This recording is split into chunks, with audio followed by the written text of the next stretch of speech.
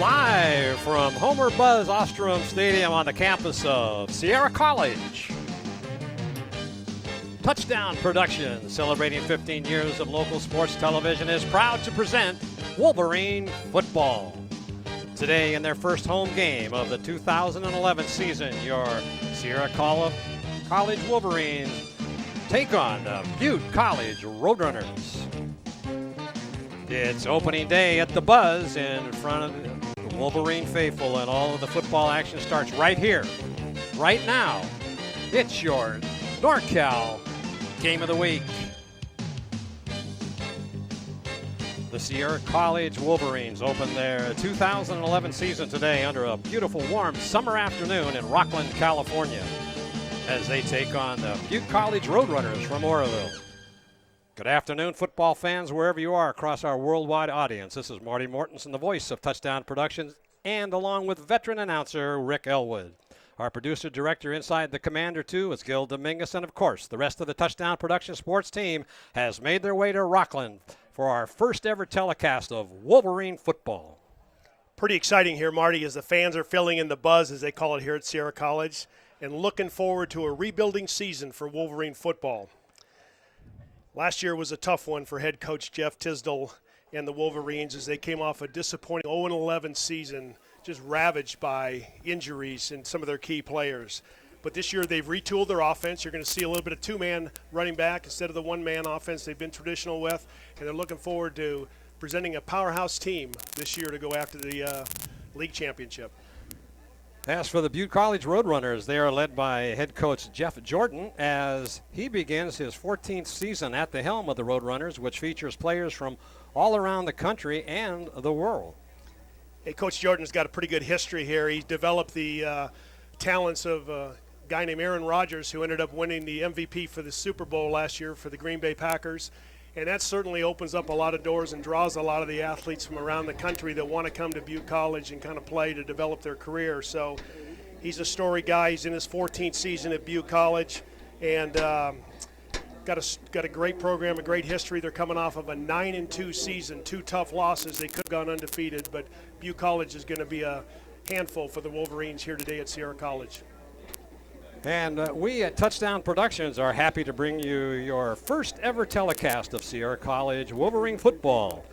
We're very pleased that you can spend the next 2.5 hours with us wherever you are across our worldwide audience on NevadaCountyTV.org, NCTV Comcast 11, or NCTV Suddenlink Channel 16. We've got a good one here for you today. It's the Wolverines versus the Roadrunners coming up next. But before we'll take our first pause of the afternoon and remind you that you're watching exclusive coverage of Sierra College Wolverine football and Touchdown Productions Sports Network. Gold and silver are more important as a part of your investment portfolio more now than ever before. There's inflationary pressures. China alone could push the gold price more than double from $1,000 to $2,000 an ounce. Hi, my name is Jason Hommel, and welcome to the JH Mint. Here at the JH Mint, we have all sorts of gold and silver. We have about 200 ounces of gold. We have about 20,000 ounces of silver or more in stock. We also assay or scrap gold jewelry and placer gold, and we will be here for all of your gold and silver investing needs Monday through Friday, 10 a.m. to 5 p.m. Mike Bratton is the neighbor you can count on for your most important insurance decisions, 24 hours a day. The first step begins with a phone call. Hi, I'm Mike Bratton, your good neighbor State Farm agent, and I look forward to hearing from you. Since 1984, my team and I have been educating clients and developing long-term relationships through personalized and professional guidance on their insurance programs. We will put you in the driver's seat and strive to enhance each encounter you have with us. Like a good neighbor, State Farm is there. The Painter family's been feeding Nevada County football players and their families since 1959. October marks 52 years of service to our community. At SPD, you'll always find USDA choice beef and a full-service meat department, complete deli section, locally grown produce, and a post office. Everything you need that makes SPD so special. SPD Markets, hometown proud, where your neighbors shop. Your car or truck is an extension of your personality. Chuck Cavros knows this, so Top This delivers truck and auto attitude every day with in-store displays featuring thousands of products from WeatherGuard, DZ, bracket truck racks, along with a large selection of aftermarket performance products, all from the top manufacturers. So give your car or truck the attitude it deserves at Top This Truck and Auto Accessories. And of course by Touchdown Productions, the Foothills leader in sports television. This is Gil Dominguez saying thanks a lot for joining us tonight. And be sure to tune in every single week on NCTV, Comcast Channel 11, Suddenlink Channel 16, and ACTV Channel 20 in Auburn. And of course around the world at NevadaCountyTV.org. Just click on live streaming or on demand. We're Touchdown Productions, making memories since 1997. Guys, back up to you.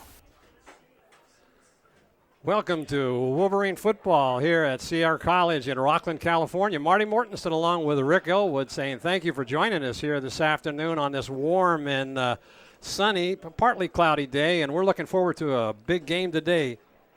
Going to be warm out there, Marty. You were down on the field before. It's an artificial turf field filled with the rubberized old tires. It gives the guys a little bit of traction relief if they make big cuts. So the turf's going to be warm. Two big squads. Butte bringing a couple buses down. I followed them into the stadium earlier, so they've got about 80 players that they look like they brought out in the field, and the Wolverines going to match them too in their crimson uniforms here at home.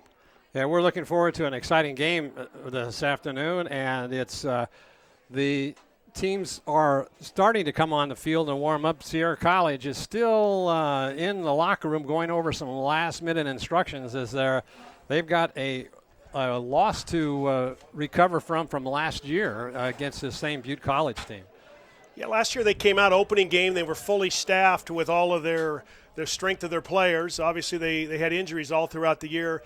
But last year only lost 27-7 to a Butte team that sent 20 of their players on to either Division I or Division II scholarships. So Butte has a kind of a history of being a football factory and sending guys on. In fact, had a guy 2 years ago go to Baylor University and was the #1 draft choice this year, Danny Watkins, by the Philadelphia Eagles. So I'm still in baseball, trying to transfer over to football. But I think Sierra College has got a young, strong, 6'2", 200-pound athletic quarterback, a kid I think named Herman Tapley that the fans are going to be excited to see as Herman makes his debut for the Sierra College Wolverines. Here come your Sierra College Wolverines as they cluster together to come out on the field, led by Jeff Tisdale, the coach, as he was getting them fired up on the field earlier before the game, and looks like we should be experiencing quite a ball game here today. It may be an air show of what we saw during the warm-ups. Coach Tisdale has decided to go. He traditionally was a one-back offense, kind of ran the one run and shoot and the spread offense, but this time he's in the offseason he's going to put two backs in. We're going to see a couple running backs. We're going to see Courtney Gardner, and we're going to see Kashad Watson running. Courtney Gardner's wide receiver. We're going to see Kashad Watson and Clint Johnson are going to be his two running backs. He's going to go without a tight end. But again, he's going to leave the ball in the hands of a very athletic Herman Tapley and kind of let him either find open receivers or run the ball himself. As we look at the field and as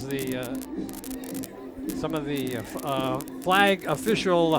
flag young ladies come out with the Sierra College Wolverine flags, we look at a strong wind. As you can see it blowing there on the field. The wind is blowing from the east to the west here, and it's going to be, if you're going into that wind, that's a strong wind here. If you're going into it, it looks like it could be a tough passing going that way, but coming the other way, you can really get some air under it and be able to put something together. So here's the last minute instructions there on the sideline as the Sierra College Wolverines are just about ready to come onto the field, and we're about ready for the kickoff. The captains are out at the center of the field right now going over the coin flip, and we're just about ready to go. And here come your Wolverines for the 2011 season. Marty Mortensen, Rick Ellwood saying thank you for joining us, and stay tuned for a very exciting ballgame.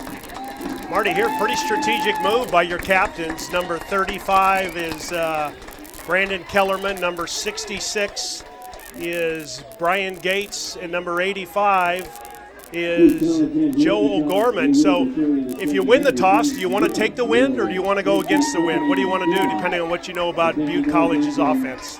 Well, it looks like they're going to have their team going into the wind, and in this start of the first half. So a lot of coaches like to defer that coin toss and then take that advantage into the second half. Come out with your defense initially and try to make a statement, and kind of put a little bit of stuff on Butte College right away and kind of set a tempo for the ball game. Now we'll pause for the playing of our national anthem, and we'll be right back with kickoff.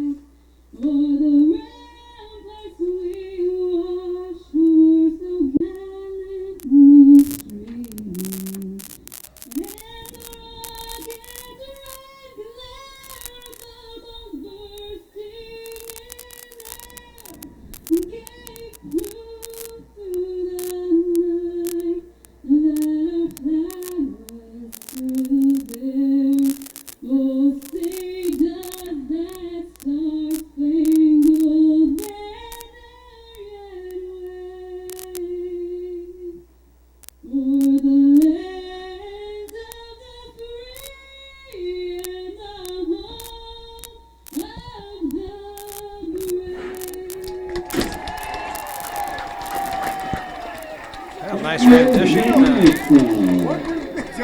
And we're about ready to go. The referees are at the middle of the field now, discussing the action that they're taking, and they're looking for the clock to set for 15 minutes, and we're just about ready to go for this ball game. Marty, here's what I saw when taking a look at this. A little bit like Oregon LSU last week. Two big powerhouse programs. The Sierra College Wolverines in the past had captured 6 conference championships, 3 consecutive Valley titles, had won 37 in a row. So Coach Jeff Tisdale had certainly built a great program here to rebound after last year's disappointing season. On the other side, Butte College, 23 bowl games, 13 college conference championships, 1 state championship, a national championship, a Super Bowl MVP, over 20 professional athletes as alums, and Pepsi scholars, so they take athletics serious on the Butte College side. And we're going to hear from new athletic director Tom Gang how important academics are going to be to Sierra College. Oh, we're about ready for the kickoff. Back to receive on his own 5-yard line is Bennett. And alongside him, number 23, Jay Ellis. So thank you for the Wolverines, number 18, Michael Ellwood. Also number 23, Jay Ellis. My thought here, Marty, almost a wasted kickoff because the ball's blowing off the stand already. So you're probably going to have to have somebody hold it. You're going to kick it out of the back of the end zone probably. Why not try an onside kick and surprise someone? Well, they've got 4 players up front, 2 10 yards back, and I wouldn't be surprised this ball goes in the end zone. So here we are with the kickoff for the 2011 season, but it's going to be taken on the 3-yard line, but then fumbled and then kneeled down in the end zone. So the Wolverines will take over 1st and 10 on the 20-yard line. As it looked like maybe some nerves have set in here on the first play of the ball game. We know Coach Tisdale has set an aggressive tempo early on, and Elias just didn't get the full both hands around the ball and started to run before he had it. So Tapley comes in at quarterback. We'll set the lines of widespread formation. 1 back in the backfield, 4 receivers out. Here's the first play of the, and it's a deep pass downfield, and it's going to be short and almost intercepted. That was intended for Gardner. Well, there we go, right off the bat, being mixed up here in the announcer's booth because we were told they were going to go with a two-back offense. He goes with a spread and tries to throw a go route into a probably 25, 30 mile an hour wind. And that ball just kind of hung up and floated, and the Gardner had no chance of getting that, so they'll come up second down and 10. Same formation, single back, 4 receivers out. But now they run off of that over the left tackle slot, and that'll pick up about close to 6 yards on the carry. That'll bring up third down and long. Now they give them 5. Good aggressive hit of the hole by Kashad Watson, a 5'11", 195 freshman out of Natomas High School right here in the Sacramento area. Really a good quick step, hit the hole, and got himself nice 5 yards. Coach Tisdale sending in a play from the sideline. Once again, that same formation. Tapley over center looking. There's a flag, and it's going to be probably illegal procedure as the play was blown dead prior to the snap of the ball. I was talking to the athletic director, Tom Gang, who we'll meet with at halftime, that I don't think there's a tougher job in college coaching than being a junior college coach. You get a kid for 2 years, and you know he's either going to end his football career or go on to a college program, but you got to develop them quick. So you're dealing with freshmen and sophomores, young kids, and these are the kind of mistakes that give Coach Tisdale a little bit of angina. That'll bring up third down and 10. Single back in the backfield. Tapley takes the snap, looking deep. He's going to be, no, he breaks away. Now he can run. No, he's going to get caught as he tried to break away. Good defense in there by Butte College. Devin Flesher just kept the pressure on number 95 for Butte College, just kept coming. That motor on those defensive linemen. Again, that's the setting of the tempo. Now the Wolverines got a punt into that wind. Take a look at that this. replay.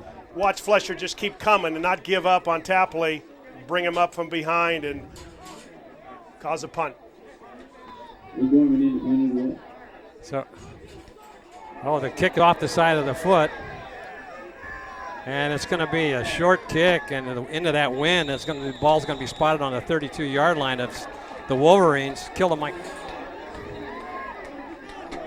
Oh, good field position for Butte College. I don't know, taking that wind in the beginning into your face, that was a big play right there as that ball took, instead of kicking forward, it went backwards.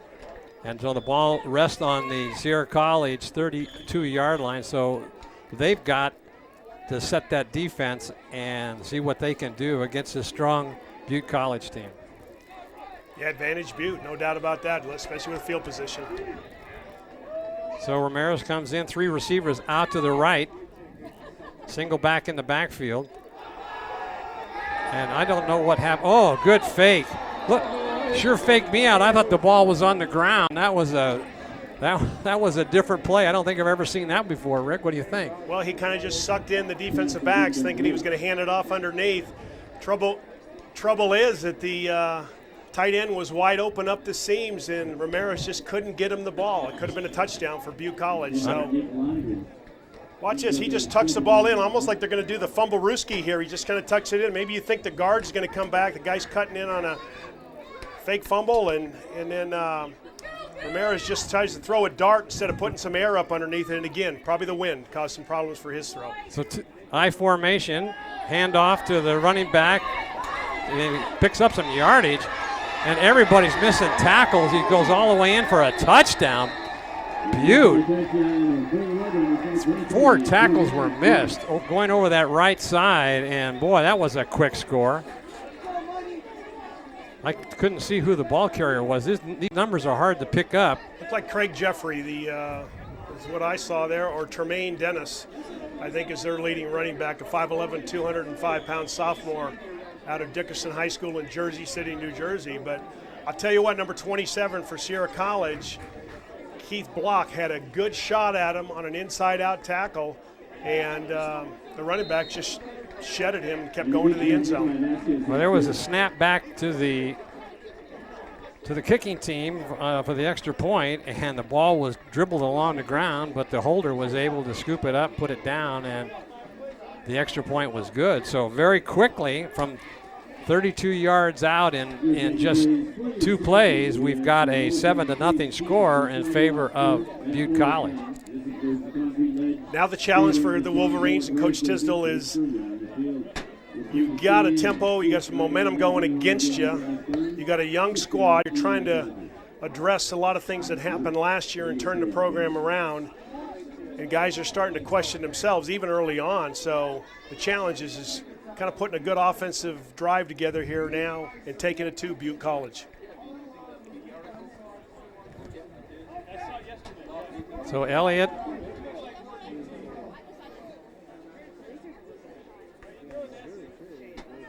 is back. At 23, Jay Elias again. Elias, yep, looks like him to receive.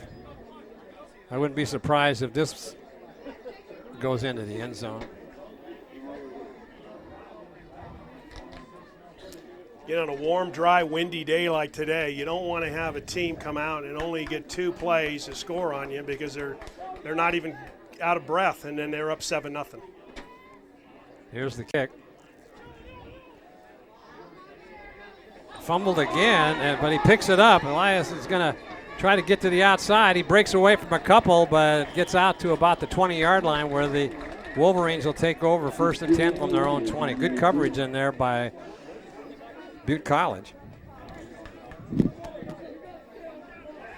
That kicking game is always where you can set a tempo and you can kind of make a statement. So it was good coverage. I didn't see any crimson in front of those white jerseys from Butte College. They broke through the line pretty quick and were there to make the tackle on the 20.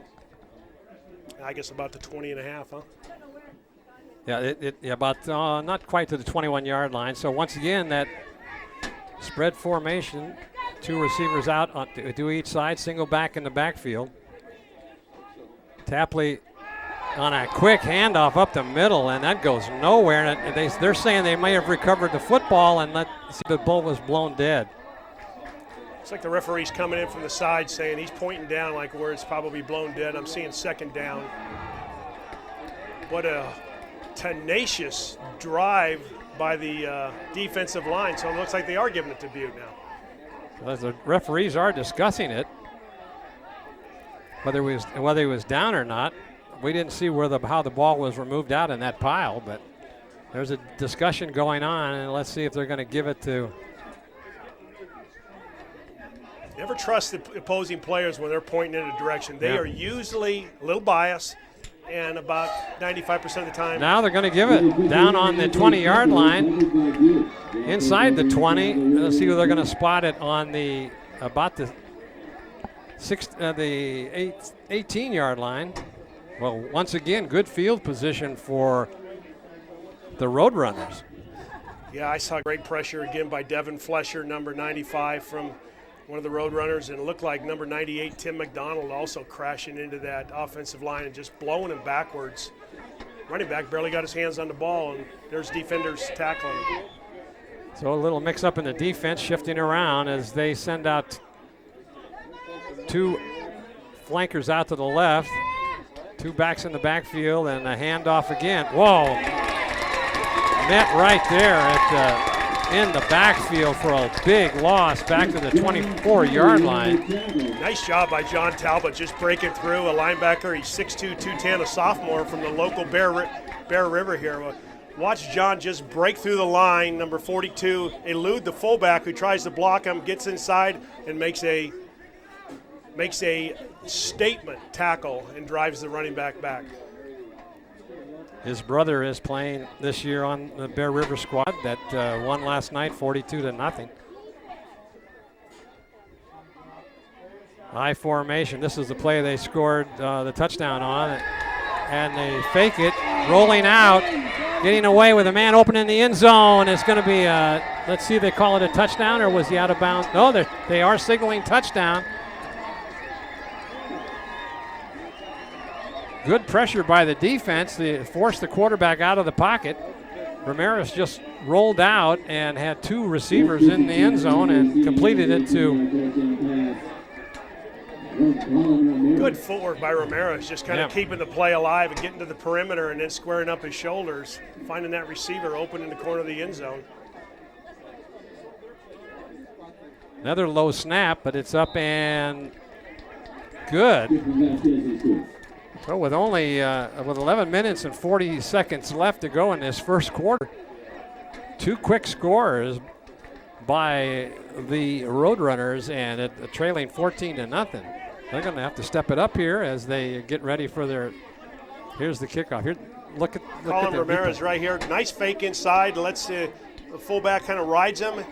Here comes Talbot again, takes an inside move, and then Ramirez just rolls around him. Chop block right there on the defensive lineman from Sierra, but good throw by Ramirez. Finds the guy in the corner of the end zone, sits up. I think that's number 80, Nick Lonergan.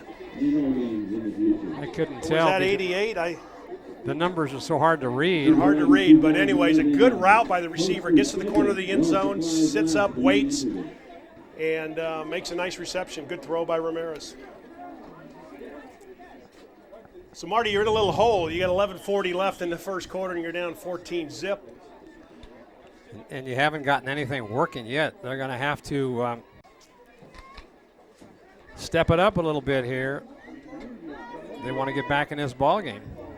Starts right here on a kickoff. So we've had two fumbles, mishandling of the ball on the kickoff. So let's get some good field position for the Wolverines.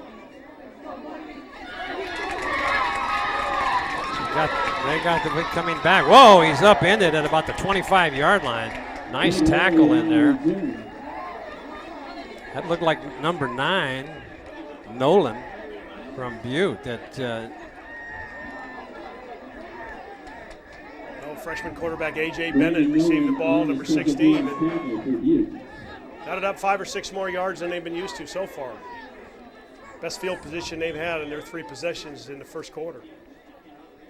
He's from Hug in Reno. They were down last week at the Battle of the Capitol. They played Bear River in a game over there at Del Oro.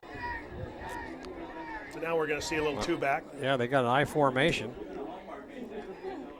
Rolling out, nice move to the sidelines. It's almost intercepted. Good defensive coverage in there by number 17. That is Collins. Almost had an interception.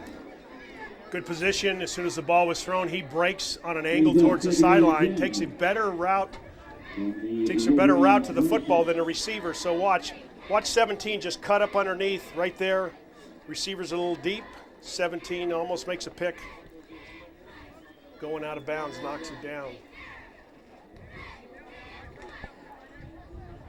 All right, I formation again behind Tapley.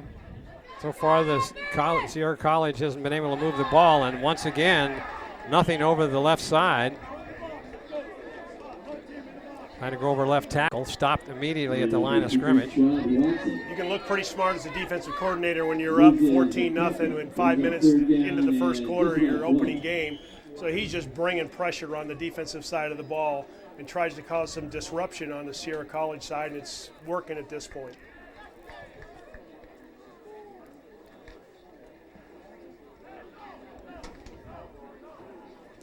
Wind's kind of died down here, Marty, so. 3rd down and 11. Once again in a 3rd down position. Going back to pass, looking. No place to go. And he's going to be sacked for another loss as Tapley goes down and Sierra College will have to be forced to punt. Excellent pressure by Jabril Felwell, a 6'2", 235-pound freshman from Davis High School. Watch number 94 just keep coming and wrestle Tapley down to the ground. He's got great support around him, too, so if Tapley would break loose, there's a bunch of other white shirts around that are ready to make the tackle. Here's the punt. Nice spiral up into the wind. Taken at the 48-yard line, down the sideline, and brings the ball back up to the 40-yard line. So once again, good field position for these Roadrunners as they'll start 1st and 10 on the Sierra College 41-yard line.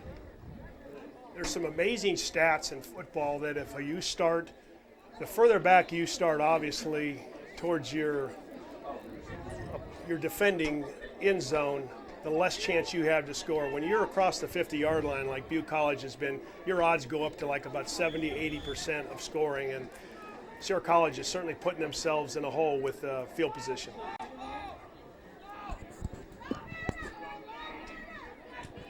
Single back in the backfield. Now they shift into I formation.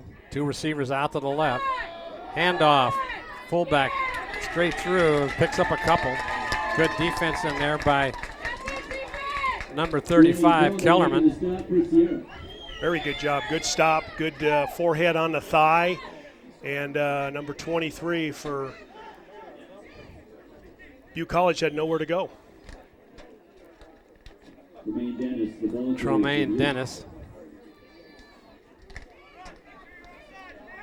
That'll be second down and about 9. Second down and about 8 for the Roadrunners. 3 receivers out. Single back in the backfield. Rolling out now is Ramirez, looking right out into the flat. Pass thrown to Corbelay, and it only picks up a couple. Good secondary coverage in there by the Wolverines. Well defended by Sierra College. When they see Ramirez rolling to the left, they're shifting that way and staying in their zone. So good coverage and just a short opportunity to throw the ball to the tight end. Good tackling. This is where Wolverines got to put a mount of defense here because it's probably 4-down territory for Butte College.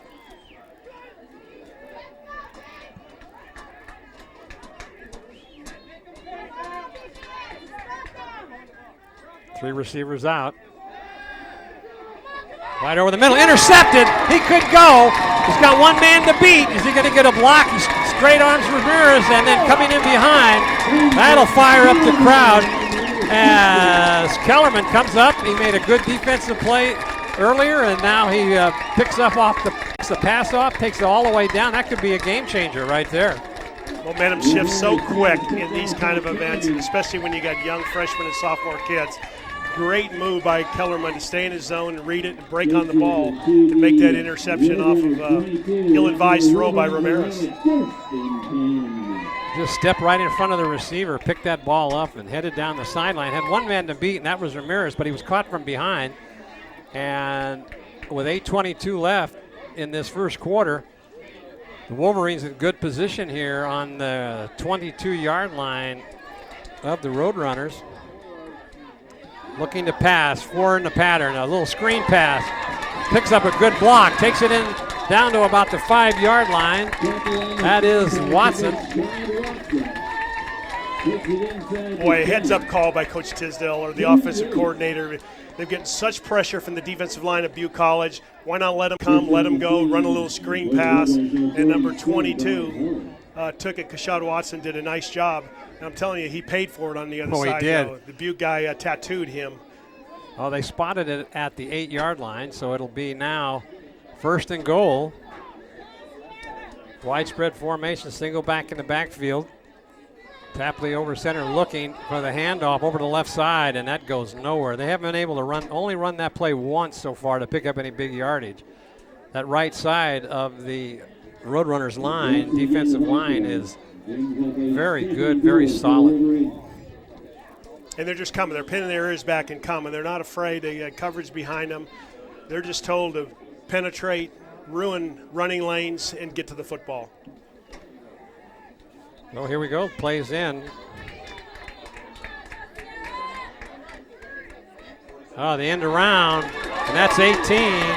That is Elliott inside almost to the cone, but he's taken out of bounds at about the 3-yard line.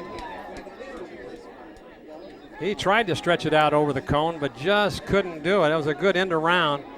Just couldn't get by the secondary safety and ended up got it down to the, looks like they're going to mark it on the 3-yard line where it'll be 3rd and goal. Good play.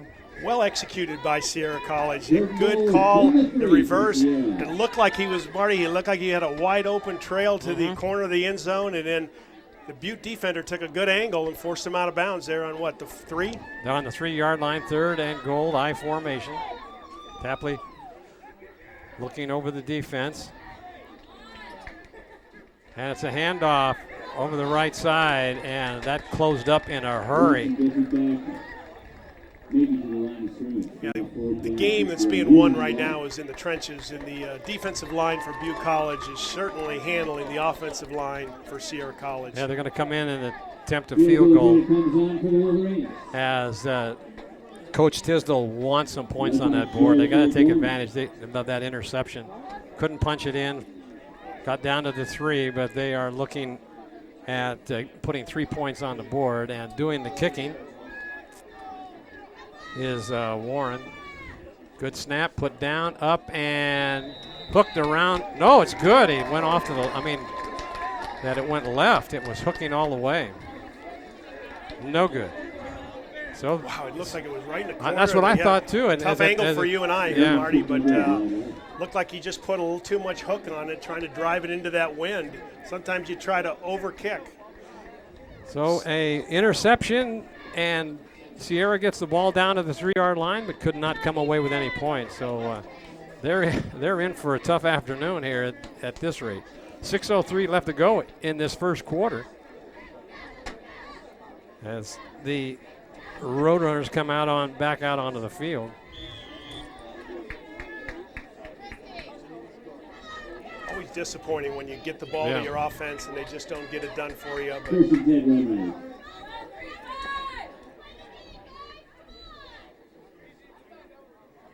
Ramirez calling the signals. I formation. 2 backs in the backfield. Long count. There's a handoff right side. He breaks around the end and goes for about 9 yards on that run, and that was a good touchdown saving tackle. Somebody slowed him up. I didn't see who it was, but it was, did you get who that made that stop? It was number 95 was in there for Sierra College. Grodecki. Looked like Alec Grodecki, but number 23 is a scat back, Tromaine Dennis. He's a sophomore, big kid, 5'11", not height-wise, but 205, built solid, quick to the line of scrimmage.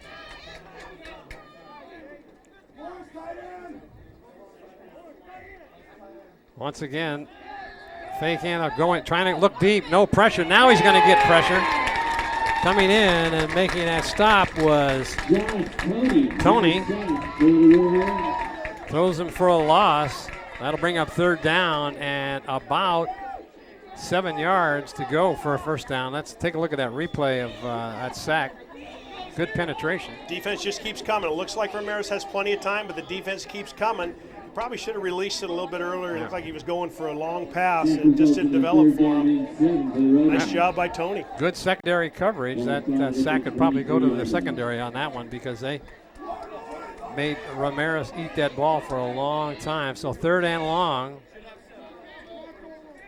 Passing down, 1 back in the backfield, going back to pass, and it's a ball out into the screen pass, and the flat gets a good block.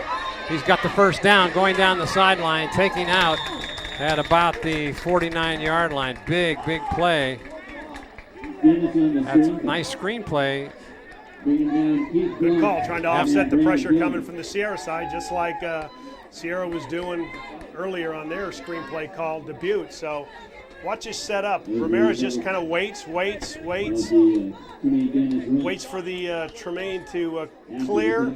Nice throw to him. Good lead by looks like the tackle out there, and switches the ball to his outside hand. Good ball running and good effort by the defender, number 35, Brandon Killerman, to get down and make that tackle along with 27, Keith Block. High formation behind Ramirez. Handoff, fullback. Goes up the middle, tries to turn the corner, but then brought down in there by Elias. First time we've seen Derek Stewart, number 26, carry the ball. He's a 5'9", 180-pound freshman from Wheatland, California. So he's got fresh legs, and you notice when the defender came up to hit him, he lowered that shoulder and he delivered the blow.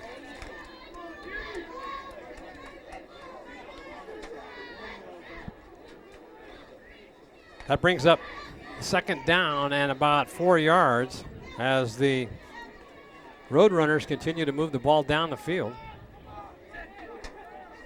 3:10 left to go in this first quarter. Oh, fumble, and let's see who fell on it. Looks like Ramirez got up on it again. Sierra College had a couple opportunities, Yep. and the ball just kind of flipped back to Ramirez, and he fell on it.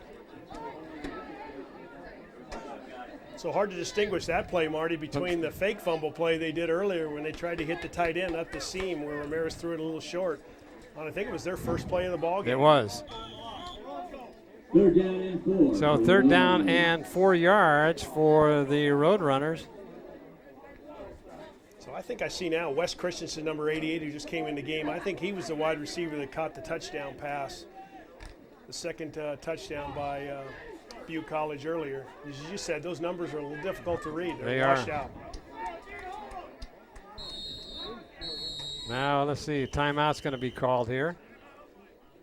And that is the, we've got 2 minutes and 20 seconds left to go in this first quarter. Timeout called by Butte College as they want to discuss what they want to do on this 3rd and 4. Just after jump around, which takes place at the end of the third quarter. And it's 14-0 here. Saw a nice tempo change, good momentum switch over to the Sierra College side on a nice interception run. Brandon Kellerman looked like a fullback once he made that interception going towards the end zone. Had to only beat one guy for a touchdown, but then Sierra College couldn't convert. Now here's Butte back again driving the ball.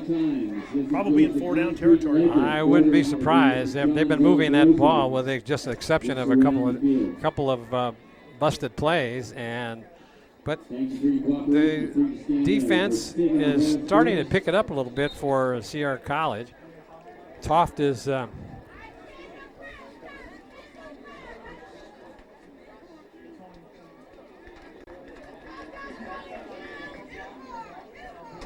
kind of the leader in there, John Talbot, number 42, and then Josh Toney, number 45. A lot of activity, a lot of sideline to sideline by number 35, Brandon Kellerman from Sierra College. He's got a high-end motor that just keeps running. So here we go. Big third down conversion coming up for the Roadrunners. Bring their feet, big fullback Tyler McIntyre in here. T formation. And it's a swing to the right, and he tries to break it outside, but nothing doing. As coming in and making that stop. Like a whole host of Sierra College guys. Ellis was in on the initial tackle, so that'll bring up 4th down. They lost about 2 yards on that. The punting team will come in. And going back to receive is Jeff Devine from Colfax High School. We called his name a lot last year in our high school. Player, oh, yeah, great. And football. So Jeff is back to receive the punt. Good snap. Punt headed for the sideline. He lets it go, and it goes out of bounds on about the 15-yard line, where Sierra will take over 1st and 10 with 85 yards to go for a score, and they're going to have to start moving that ball. They had a good opportunity on their last possession. Got down to the 3-yard line after that interception. Nice job by Sierra College stopping them. That last play on 3rd down by getting them on a 5 or 6 yard loss, forced them into punting situation. Sierra College takes over.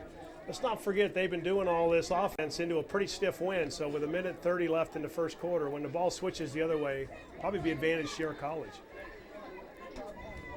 Here's a quick pass out into the flat, little juke move, and picking up a few yards to the 20-yard line. Let's see where they spot it.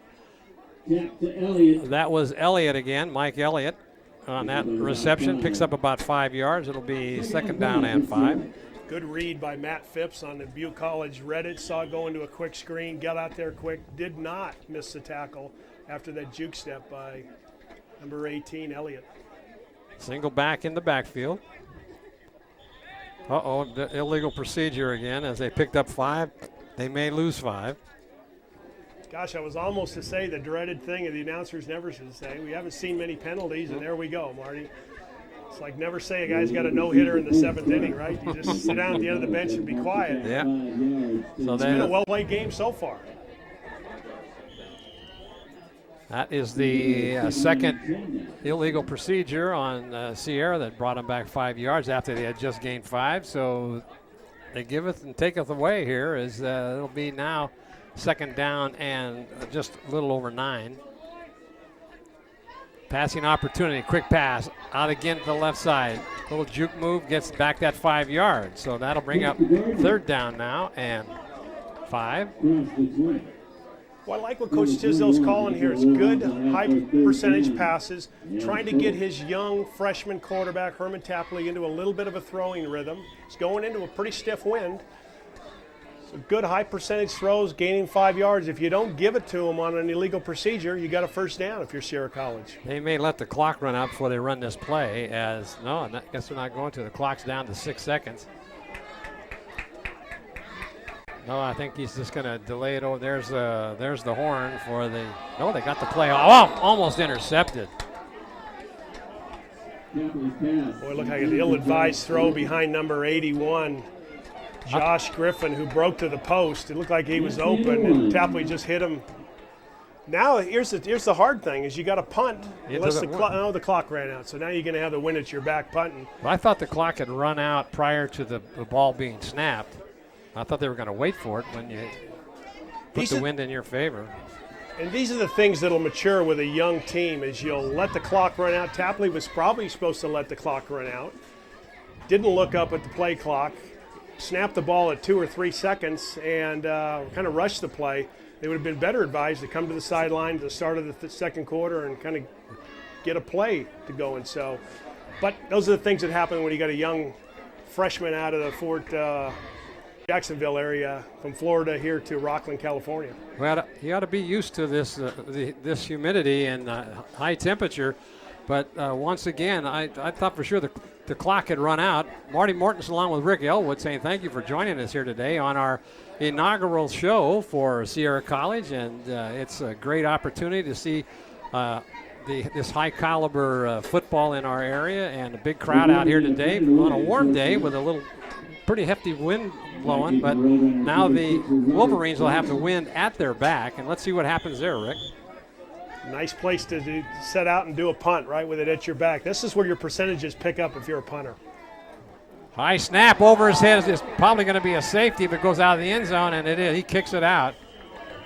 So the first long snap of the afternoon, and that ball gets snapped over the head of the punter, and that'll be 2-point safety. They'll have to kick the ball from their own 20-yard line, and the Roadrunners will get the ball back in good field position. Well, number 66, the snapper, he's beside himself, Brian Gates. He just got a little bit too much muscle under that thing, maybe trying to compensate for the wind. But a smart move by the kicker, number 85, Joe O'Gorman. He didn't try to handle the football, didn't try to make a big play, just kicked it out of the end zone, took their 2 points, and now they get a free kick with the wind at their back.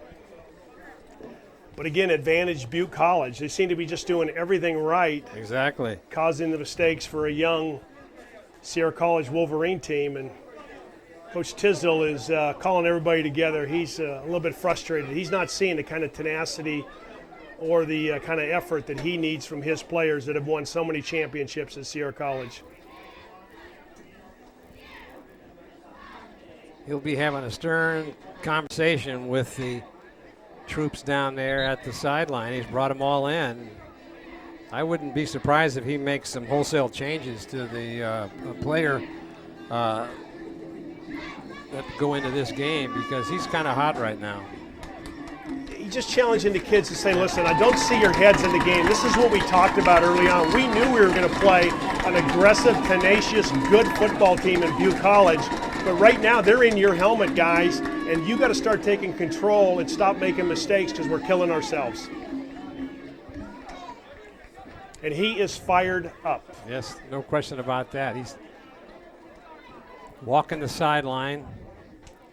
Encouragement to the And probably rightfully so. I mean, you do all these weeks of preparation, you put in your game plan, you're looking forward to a home opener here on a beautiful afternoon in Rockland at Buzz Ostrom Stadium, and got a great crowd. The Butte crowd's nice, and the Sierra College people are here supporting. Kind of saying, hey kids, you're embarrassing yourselves in your first opportunity. Now the ball's going to be placed on the 10-yard line. Was there a penalty, or is that a new rule? I thought it was at the 20. That's what I thought too. Nice kick. That's kicked deep. It's going to be taken all the way back on the 20.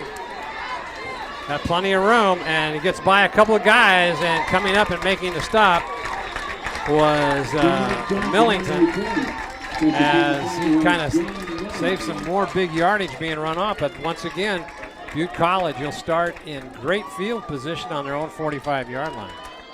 Very, very good kick. Long, but probably out-kicked his coverage. And Jamal Best, number 2 from Butte College, a sophomore defensive back, just kind of took it and brought it right back to the 45. All right, now you got Butte College got the wind in their face. Defense is going downhill a little bit. They got to make a statement here for Sierra College. First and 10 for the Rams at their own 45. A tight formation in motion a little bit is Corblay. Handoff. Missed tackle, and then going up over the right side. Had a good chance to get a tackle in the backfield, but was missed, and the runner picks up about 3 yards on the carry. Second down. Good aggressive pressure by John Talbot, the linebacker, gets upfield, forces the running back to turn inside, where you've got 10 of your best friends in crimson uniforms of Sierra College to help you out. So nice job by John. Coach would have given him a big star if he would have made that tackle for a loss. Second down and 7. 2 receivers out to the left. In motion is Carson. Now he gets back into the I formation. Ramirez now looking, quick 2-step drop, flat throw out into the flat. Tackle missed, still on his feet, gets the first down all the way down to the 40-yard line of Sierra College. Nice moves. Nice move, good quick throw to the out route, just getting a first down, and then Jay Elias, number 23 for Sierra College, has him in his grasp, but a little more drive in the legs of the receiver, and he breaks it away. Only gets a couple extra yards, but Ramirez just here turns, throws to a spot. Receiver comes back nice to the ball, makes a nice play. Elias has him wrapped up. 21's closing in to help, and now he's going to have to make the tackle. Mike. And good hustle by number 45, Josh Toney, there to make the tackle too. Mike. He drew. I don't know if they got back or not, but there was a quick handoff for the first down. Then the referee they didn't call an offside. They looked like Sierra jumped on that hard count, and the coach is asking where was it, but they didn't get the call. So that'll about a half-yard gain. That'll bring up second and a little over 9. Short gain on first down brings up second. Let's just not forget it's the first game for the guys in the stripes too. So nobody reached for their hanky in their pocket. So defender must have got back pretty easily. So 3 receivers out here to the right. Single back in the backfield, Ramirez. Hard, long count, quick pass. And there's might be a face mask or a block in the back. Let's see what the call is. 82 came up with the pass. That was Boquette. They may have called holding on Butte College. It looked like number 3, Xavier Ellis, came up from Wood Creek, made a nice play. He's in his sophomore year here at Sierra College. So again, holding on Butte College. Good spot. Holding. Tisdale was Coach Tisdale was right there making that call too. He needed a yellow flag in his pocket because he was right on top of it. So he would have left it in his pocket the play before when we thought the defenders were offsides. Isn't it funny how right. your allegiances shift? But good call by the referees. It was holding downfield. Holding against the Roadrunners. That's a spot foul. It takes it to that'll bring up second and about 20. They've got to get to Sierra's 31-yard line, so this probably sets up a passing situation. We're in the second quarter. Sierra trailing by 16-0 with 12:30 left to go in this first half. I formation. Quick drop, pass out into the flat, and a tackle missed. And he's going to pick up a lot of yardage as Williams came up and tried to put the tackle on, but just missed, and it picked up an additional 8 and 9 yards on the play. Devin DeJarle, a freshman wide receiver from Franklin High School in Elk Grove, just caught a quick curl route, 3 to 4 yards, made a little juke move, missed tackle, and then breaks it for about 15. Those are the things that just drive you nuts, especially when you got man defense. Your cornerback seeing him right in his face guard, and just doesn't make the play. T formation set up here as third down and short. Quick handoff, and I think he might have gotten it right up the middle as the offensive line just blew back the defensive line of the Wolverines. First handoff to number 44, Tyler McIntyre, the big fullback, 6 foot, 240-pound freshman out of Red Bluff. Just first guy through, quick hitter, so 4th and 1 here, Marty. Big defensive stand right here coming into the ball game. Rodecki. Big number 95, Alec Rodecki, huh? 6'5", 300 pounds, a freshman from Folsom. Here we go, quarterback sneak, and did he make it? It looks like they're going to mark it as a first down. Yes, he did.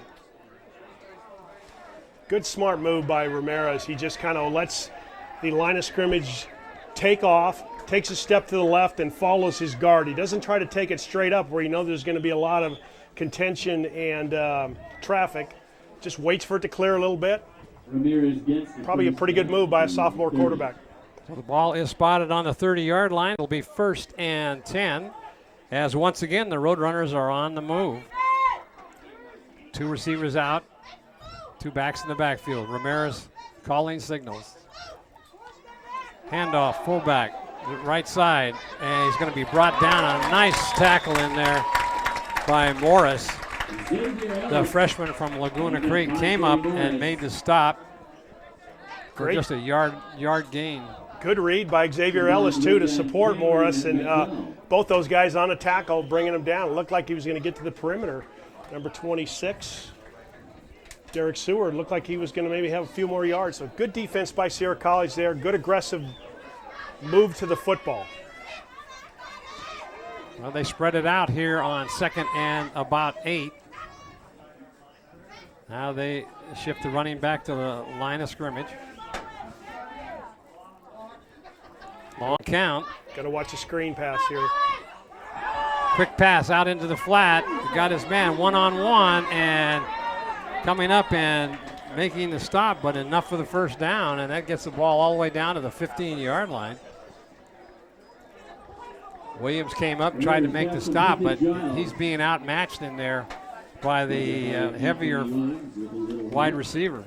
Almost an impossible play to defend when you're lining up 8 or 9 yards off the ball and the receiver's only going down 5 and curling, and you're in your back pedal immediately. So it's obvious that number 5, Anthony Williams on the corner, sophomore from Intercom, has been told don't get beat deep. So he's giving them what they call a lot of cushion.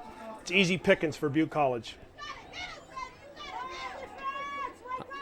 Passing formation here as Ramirez begins to roll. Get pressure on the blitz. All the way on back to the 28-yard line, and on that blitz, it looked like that was John Talbot from Bear River High School.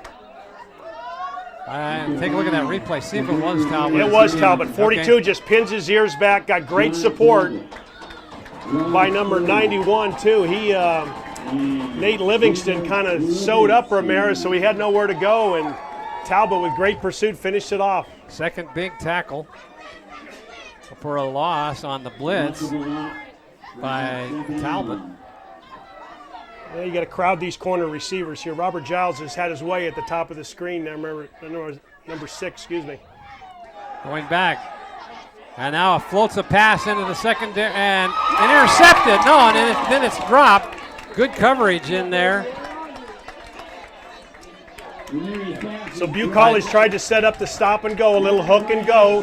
Good coverage by Jay Elias as he didn't bite on the first move. Good throw by Ramirez. So he makes a little juke move, tries to put the ball up in the air. Great coverage as Elias keeps getting wit to the ball, keeps his eye on it so there can't be a pass interference and kind of forces the receiver to the boundary. Good defensive play by number 23. That brings up third down and long. They've got to get down to the 5-yard line of Sierra College. The ball is spotted on the 27.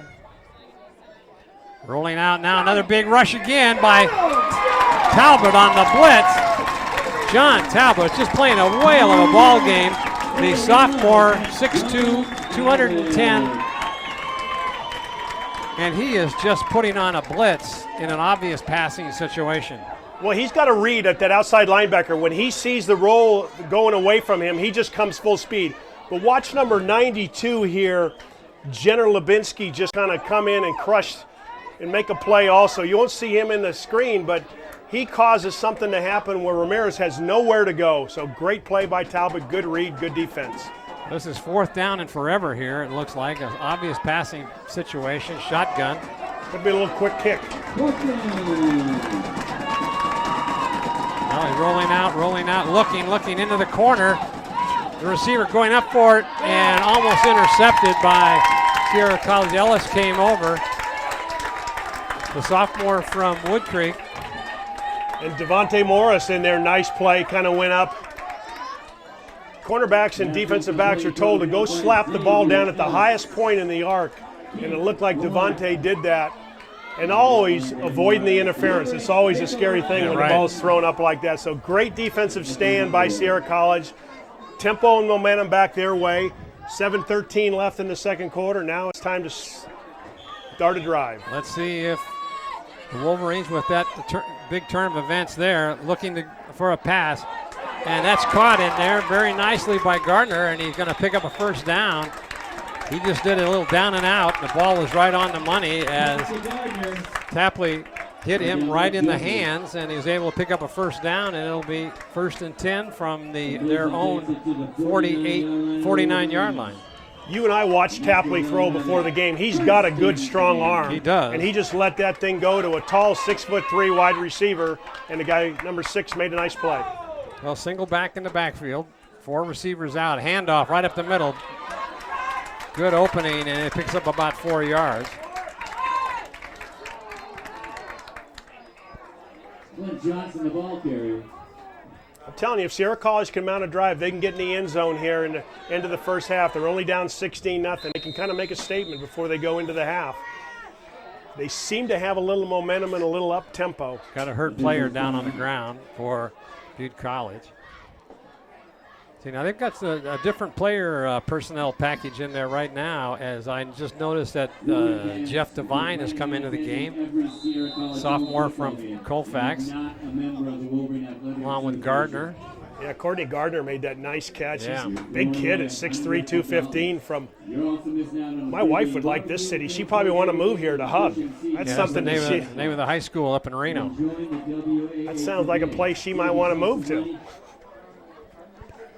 What a great play by Courtney Gardner on that first down. Nice throw by Tapley. So Greg Jeffrey gets escorted off the field as he was down for a couple of minutes. He looks like just a slight limp. I think he's okay. It's got to be about 100 degrees down there on the turf. Probably about 90 degrees on the natural in the air, but that turf gets about 10, 15 degrees hotter.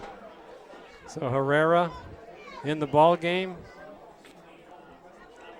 Aaron Cabana is also in the game. So some new players.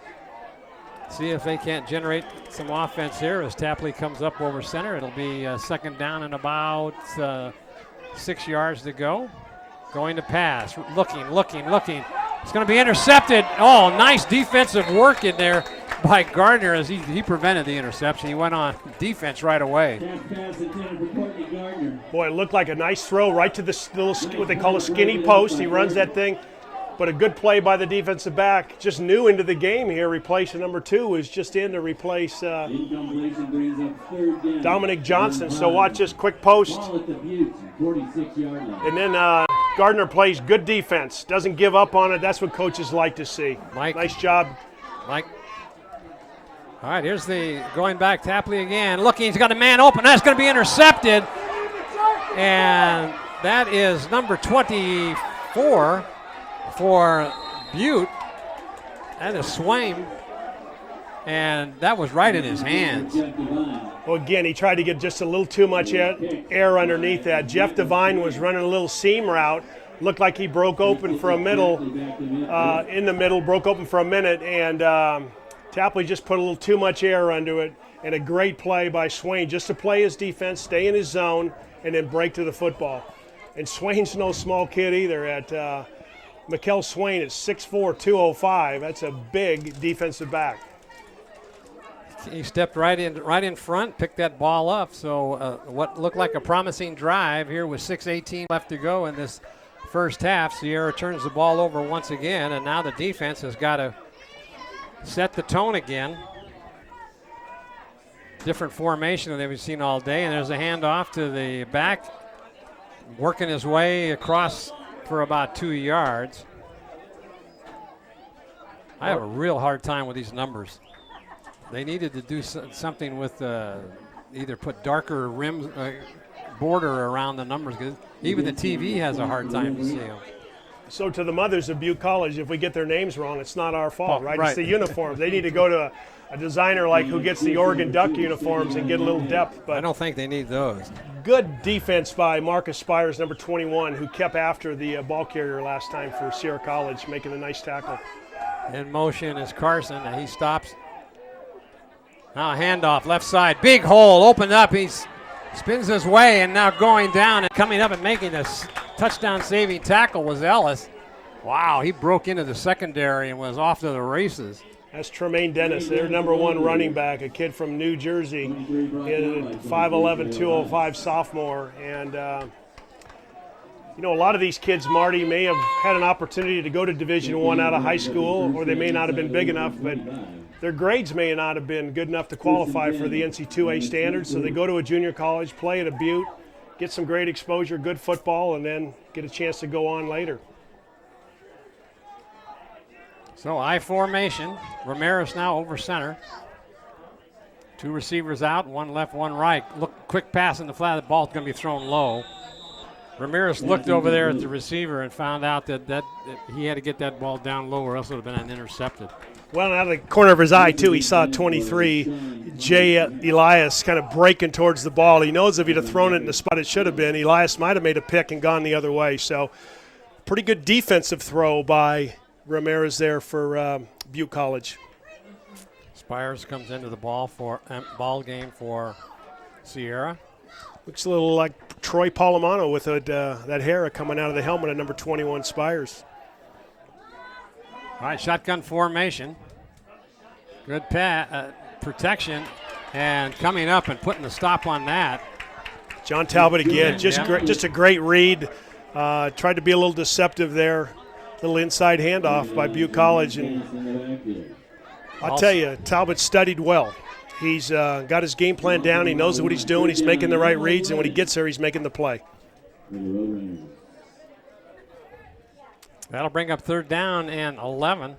This is where the Roadrunners have come through in this ball game when they've had 3rd and long. So 3 receivers out. Man coverage everywhere, so. Like they're going to put a blitz on. Here comes back across the field, and nobody there. There's going to take it into the end zone, but I think that's going to be called back for huge clip. For a clip. Oh, there's no doubt about that. About the 26-yard line, and that sprung him loose. And you can see what it resulted in as the well-designed play, though, by Butte College, trying to take advantage of Talbot's aggressiveness coming off the end. Just a little throwback screen, good play, and then you can see right there the Sierra College guy. It was at 21 Swain. Yeah. Or Spires, excuse me. Spires just gets pounded into the back down to the turf, and good call by the referee. Yeah, they were right on top of that. There it goes, and he took it in for the touchdown and the score, but that was all set up by that push in the back, the clip, and so that'll be called back. Ball will be placed on the 36-yard line, where they've got to go all the way down to the 14-yard line for a first down. Plenty of time left for Sierra College, too. 4:08 left in the second quarter. If they could get the ball back here or force a turnover, not give Butte College a third and a fourth down.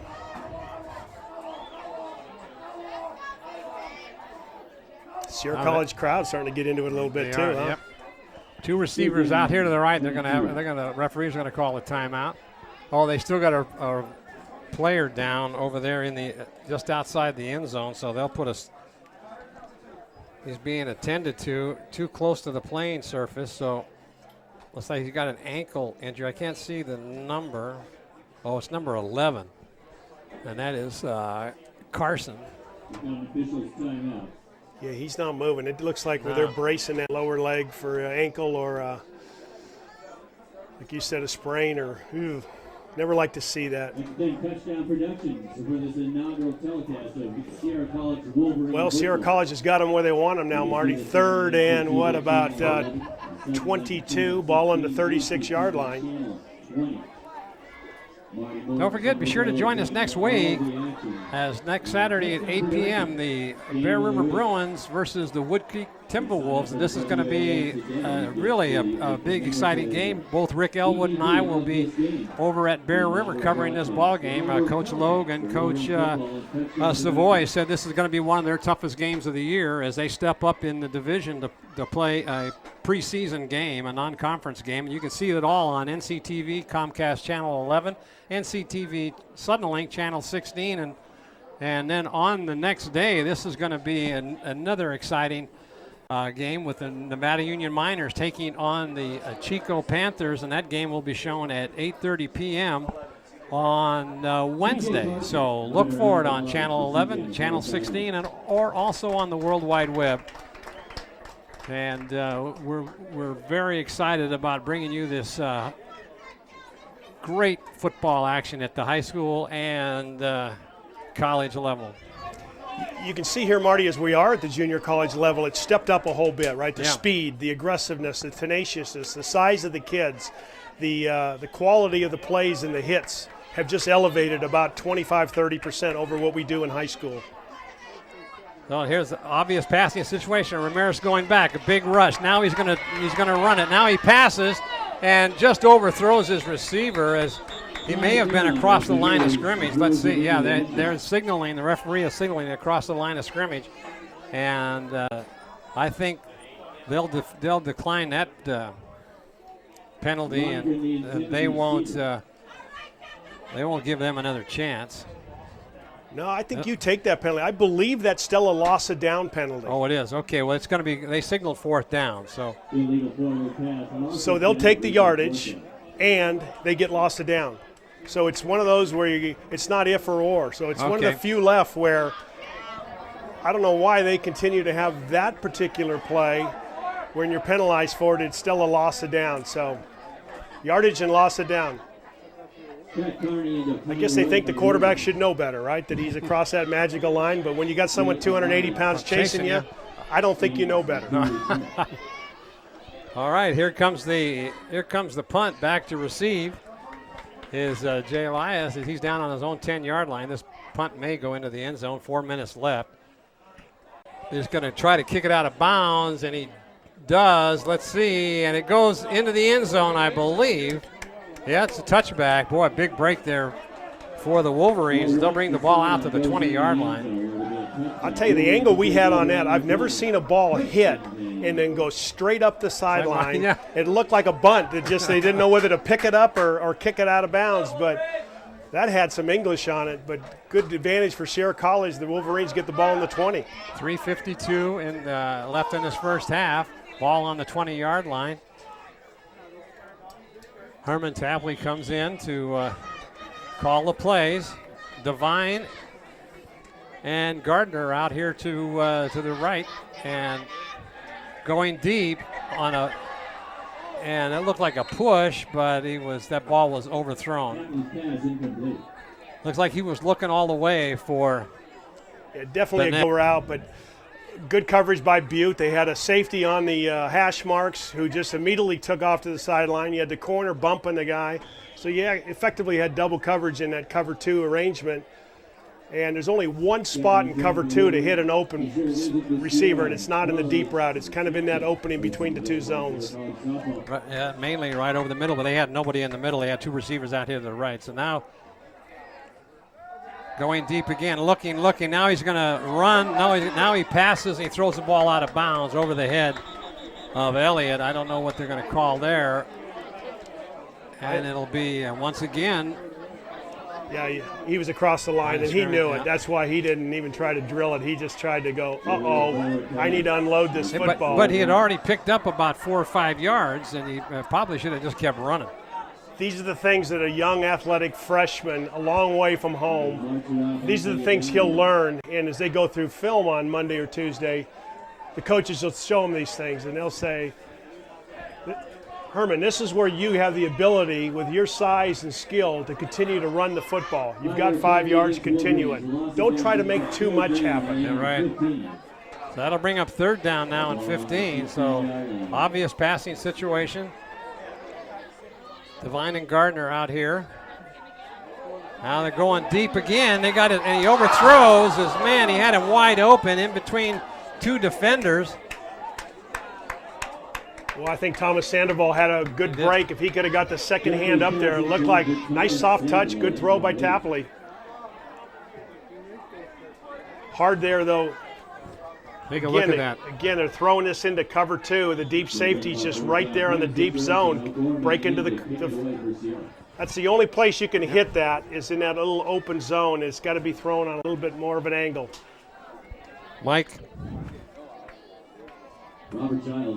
There's a low snap, but the deep kick, and up the middle, good running room, and then he's brought down in there. Nice coverage. It looked like Starkey made that tackle. But again, you've given the ball right there, a short field on the 36-yard line. Looks like proximity to Butte College. And your defense has been out there most of the first half. They got to be a little bit tired at this point. Yeah, it's awful tough in this heat like this to do 3 and out on the offense, then have to bring the defense back in there after they've made some great stops here. Defense has done a nice job. They picked up the tempo, made some great plays, and caused the turnover a few times by Butte College. But offense just not getting it going, out of sync. Handoff, fullback, straight, makes a turn to the outside, gets a block. He's down to the 20, and he's going to be taken out of bounds. That's Tremaine Dennis again, yeah, number Dennis 23. on the ball carrier, just broke to the outside. Just good, young, patient running, just waiting for his blockers to get out in front of him, breaking it off tackle. Yeah, you can see that the defensive end got blocked down, and then that opened it up. There it is right there. Good block down there. Yeah.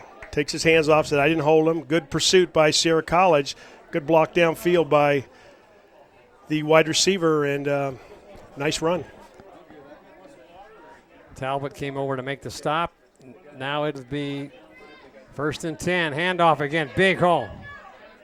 And that ball is taken for a few yards. So it looks like the decision by the Butte College coaches is let's just, we got 3 minutes left when they got the ball back. Let's just pound it at them. We got plenty of time. I think they've got all their timeouts. I think they called one. I think they may only have 2 timeouts left for Butte College, but 2:33 left. Plenty of time. High formation, 2 receivers out to the right.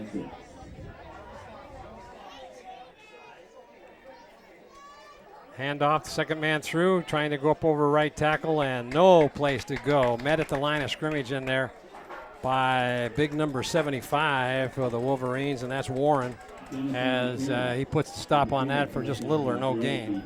Marcus Spires right there, number 21, helping out. So good aggressive play by Warren. Stuff it up the middle. He's a big boy, too. What's he going at? 6'2", about 320 it looks like. Ball at the Wolverine 11. Was shown That'll bring up third down and just a little over 4 yards. See if the defense can step up one more time and hold them here.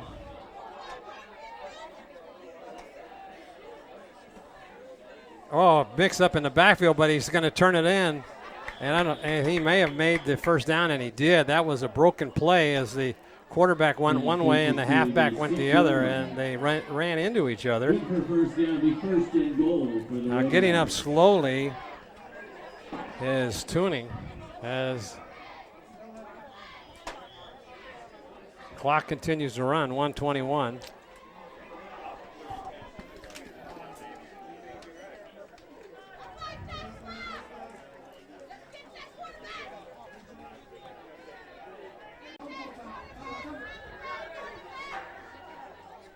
Changing formation, I formation, and then they hand it off to the second back through, and he's jukes his way on down to about the 2-yard line. So once again, the Roadrunners are knocking on the door here with 50 seconds left to go and counting. So second down and goal. Sierra can't afford to go down 23-0 here at halftime.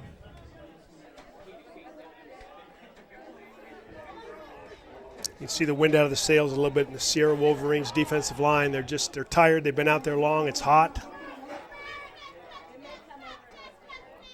Hand off again to the big running back, and he just walks into the end zone, and that'll go for a touchdown, and it'll bring the score to 22-0 here with 22 seconds left. Oh, and it attempted an extra point.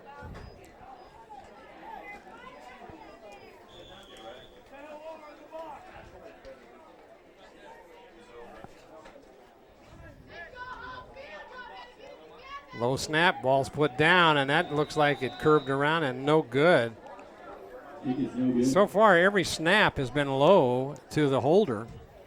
Except one. We had one ignited over the head of the punter, but you're right. So those are the little bugs. The kicking game's so important that those need to get worked out too. Sometimes in practice they're just perfect. Now you go against live action, you got someone breathing down your neck and causing a collision in front of you, and it makes that snap a little bit more difficult.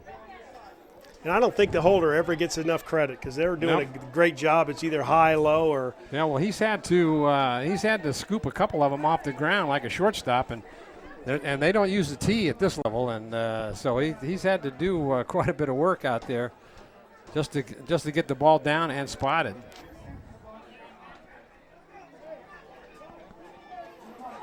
It's a replay here, just a quick off-tackle handoff. The running back hits the hole, breaks it to the outside. Number 21, Marcus Spires, tries to hang on, but just too much horsepower going into the end zone. He's already crossed the line. Touchdown for Butte College. So Davis took that in, number 21.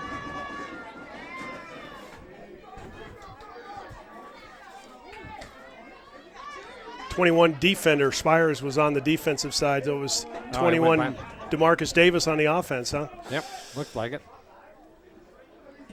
There's a squib kick. Going to be taken short on the 30. And he breaks through, and there's going to be a flag thrown as he takes it all the way on down. That is number 41, Elkins. May have found yourself a new fullback there in Elkins, the way he got a hold of that football and took it up there. Could have been a face mask call. No, it's like they're pointing towards Sierra College. It's going to be a block in the back with 15 seconds left. Block in the back against Sierra. It's like there may be a little bit of thinking about moving second half to Tanner Mathias, a 6'5" sophomore from Bear River. He was warming up, and he's standing there anxiously. Had a great career at Bear River. Did a great job for Sierra College the last half of the season last year. So he's probably a little surprised. You don't know how things went in camp in 2 days, and coaches measure a lot on attitude. Well, let's see if they'll try to air it out one more time with 15 seconds left to go before they go to halftime. High formation. behind Tapley. Now they hand it off to the fullback, and he'll take it down for about 6 yards, and that'll run the clock out as both teams head for the locker room. As we come to the first half of our inaugural presentation, Touchdown Productions NorCal Game of the Week, showing that the Butte College Roadrunners with a 22-0 lead here at the half, and very exciting game for our first look at the college play here in the local area. Good crowd out here by the fans from Sierra College. When I drove in about an hour before game time, they had tailgate parties in the parking lot. Everybody was having a good time. It's a fun atmosphere at DeBuzz in Rockland, and good turnout. Probably a disappointed crowd, obviously, from the Sierra College side, with the memories of going 0-10 last year, or 0-11. Can't remember what that was, but you knew Butte College was going to be tough. They bring a very solid program, good coaching, good staff, and a lot of legacy. I would like to remind you that you're watching exclusive coverage of Sierra College Wolverine football on the Touchdown Productions Sports Network. Gold and silver are more important as a part of your investment portfolio more now than ever before. There's inflationary pressures. China alone could push the gold price more than double from $1,000 to $2,000 an ounce. Hi, my name is Jason Hommel, and welcome to the JH Mint. Here at the JH Mint, we have all sorts of gold and silver. We have about 200 ounces of gold. We have about 20,000 ounces of silver or more in stock. We also assay or scrap gold jewelry and placer gold, and we will be here for all of your gold and silver investing needs Monday through Friday, 10 a.m. to 5 p.m. Mike Bratton is the neighbor you can count on for your most important insurance decisions, 24 hours a day. The first step begins with a phone call. Hi, I'm Mike Bratton, your good neighbor State Farm agent, and I look forward to hearing from you. Since 1984, my team and I have been educating clients and developing long-term relationships through personalized and professional guidance on their insurance programs. We will put you in the driver's seat and strive to enhance each encounter you have with us. Like a good neighbor, State Farm is there. The Painter family's been feeding Nevada County football players and their families since 1959. October marks 52 years of service to our community. At SPD, you'll always find USDA choice beef and a full-service meat department, complete deli section, locally grown produce, and a post office. Everything you need that makes SPD so special. SPD Markets, hometown proud, where your neighbors shop. Your car or truck is an extension of your personality. Chuck Cabros knows this, so Top This delivers truck and auto attitude every day with in-store displays featuring thousands of products from WeatherGuard, DZ, Bracket Truck Racks, along with a large selection of aftermarket performance products, all from the top manufacturers. So give your car or truck the attitude it deserves at Top This Truck and Auto Accessories. And, of course, by Touchdown Productions, the Foothills leader in sports television. This is Gil Dominguez saying thanks a lot for joining us tonight. And be sure to tune in every single week on NCTV, Comcast Channel 11, Suddenlink Channel 16, and ACTV Channel 20 in Auburn. And, of course, around the world at NevadaCountyTV.org. Just click on live streaming or on demand. We're Touchdown Productions, making memories since 1997. Guys, back up to you.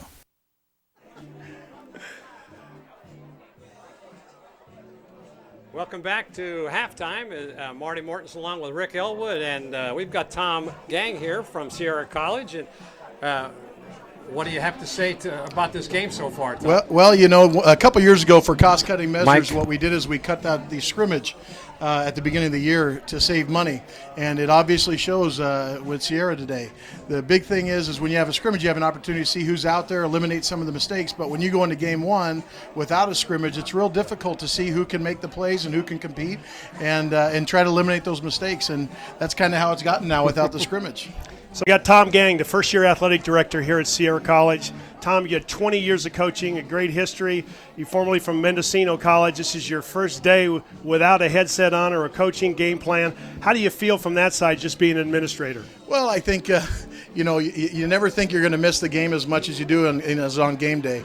I think I'm a lot more relaxed today than I've ever been. I think the last 20 years, your heart gets racing on days like today. But it was time for me to get out. The last 8 years as a head coach was a great ride, won some championships, but definitely it was a tough road. So to be on the other side of it, not be so stressed and upset about the snap over the punter's head and things of that nature, it's actually a really nice relief for me. I guarantee in a couple years I'll probably feel it, but as of right now, it's a good feeling. So you're taking over a Sierra College program that not only has great history in football, but all of the athletic program.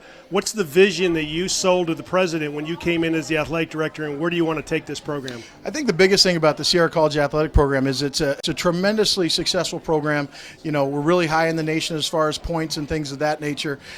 So it's a ship that's definitely on the right path. I think what I'd like to do is try to create a little more community support. I mean, when you come to a game here, you see the football game very packed and a lot of people, a lot of fans out here. But in our other venues, we don't always get the biggest crowds. I want everybody in this community to realize how great Sierra College is and the sports that we provide for the community members. And Sierra is a little different than a lot of teams that we play with local community members, and it's a tremendous thing. So to be able to get more people involved from the community in our games, that's what I'm trying to get to. Tom, there's a lot of misnomer that kids come to junior college because they don't want to pay attention to their academics. I'd like to hear your thought as an athletic director. How important are academics, and what are you going to do to make it a key focus here at Sierra College? I think the big thing when you look at community college athletics, there is a misconception that kids just aren't academically prepared or they're not smart enough to get to the next level, which I think is incorrect. The kids at this level definitely are smart enough. They have the ability to do it. I think a lot of times they get lost in the early years in high school because of the way the NCAA writes its regulations. So when they get to us, they get themselves squared away in the classroom. We have academic counselors that really square them away, and we have tutors here on the program that really get kids up to date. The big thing is just finding out what the NCAA requires of the students, and then once they get here, we prepare them properly. We're starting a mentor program with our academics. I really would like to see the gap, the bridge that we have between academics and athletics get a little better and be a little more successful that way. You talked about there's a lot more that goes on behind the scenes as an athletic director and a head coach, that at 2 a.m. sometimes there's calls from kids that are 3,000 miles away from home. That's correct. We don't see that as fans or as announcers, but tell us a little about what's going on in the athlete's life today. When student athletes come to the college level, a lot of time that's the first time away from home, and the people that they connect with most are their coaches. Obviously, they connect with their coaches. So when the kids have difficult times with, whether girlfriends, whether friends, or whether parents back home, they'll call the coaches and they turn to the coaches. So the coaches become surrogates to these kids at this level, and I think that's the connection that the community college has, because you're building relationships with kids that really have never been away from home before. So when they need something and they don't have mom and dad to go home to, they're going to call you, and they'll come to you, and they'll look for you to everything. So that's definitely a relationship that you have to garner as coaches and understand and embrace. So you tend to be a little bit of Dr. Phil, a head coach, and a little bit of administrator, all wrapped up in one, right? You try to do it all. And that's, again, as I said, that's a difference in a community college, because we do have these kids for 2 years. It is their first time away from home. So you have to be, everything you can to them and provide that for them. Talk to us a little about the Wolverine Athletic Association, how important that is to your program here at Sierra College, and then how the people that are either watching or listening can get involved and support Wolverine Athletics. Wolverine Athletic Association is a booster organization under our foundation, which was created a few years back. Tremendously supportive program for our sports. And what we do is we do various, fundraising opportunities, and we try to support all the different programs as much as we can by doing different types of fundraisers. But I'd like to do is introduce Jim Gray, if we could, our WAA president, and have him come in and talk. I think Jim, the president of our association, can really talk to some of the benefits of that. So we're going to take Tom Gang, the athletic director, out of the middle of that picture. Tom, thank you. Thank you so much. Thanks for having us here. All right. We'll try to get the air conditioning on it. We'll talk to Jim Gray. Thanks, Tom. So we're joined by, is it Jim Gray? It is. That's a famous guy that does some broadcasting named Jim Gray. So yeah, that's me in another persona. Jim's the head or president of the Wolverine Athletic Association? Right, president of the Wolverine Athletic Association. Tell us what we get if I join, what's involved, what's my involvement, and what are the benefits of joining the Wolverine Athletic Association? Well, the major benefit of joining the WAA is that you are benefiting all the athletic programs, that all of the funds that we raise, no matter what we do, whether through its membership or through our annual golf tournament or any other kind of fundraising, all the money goes to supporting athletics. And you get, as a member, for example, at the football game today, you become a member of the WAA, you get a free barbecue lunch before the game. You get. I didn't know that, Jim. They didn't. Marty, they didn't pass out invitations to you and I to join. Yeah. We paid our money yet. Yeah, you kind of got to pay up. I understand that routine. And then also it allows you to set, as you can see, the cushioned seats. You can set in the preferred seating. And it also gives you a pass that's good for any of the athletic events that are taking place. What about how do you draw the community into the Wolverine Athletic Association? Because there is a little allegiance that goes broad and wide here. They may support different programs. What's your goal to draw the community in to support Wolverine Athletics? Well, of course, we want to touch base with, firstly, the parents of all the student athletes to try and get them involved. And then to get out into the community, try and get some corporate sponsorships, get a little more visible in the community so people know what's going on and where the money's going and how beneficial it is. You may have heard that we, in the short existence of the WAA, we've put in over $500,000 back into athletics. Good. No, that's great. $500,000 that is coming into the program, that all from the Wolverine Athletic Association donors. Right, and it all goes back to virtually every program we have touched. We have a scholarship program, and so we're really doing a lot. We're picking up momentum. I look at this as, I think, being a bit of a banner year for the WAA. Let me tell you how far-reaching you are. We got a call just before the ball game from a lady in Arkansas whose son plays for the Sierra College Wolverines. I won't mention any names, but she says, hey, here's his number, here's my son.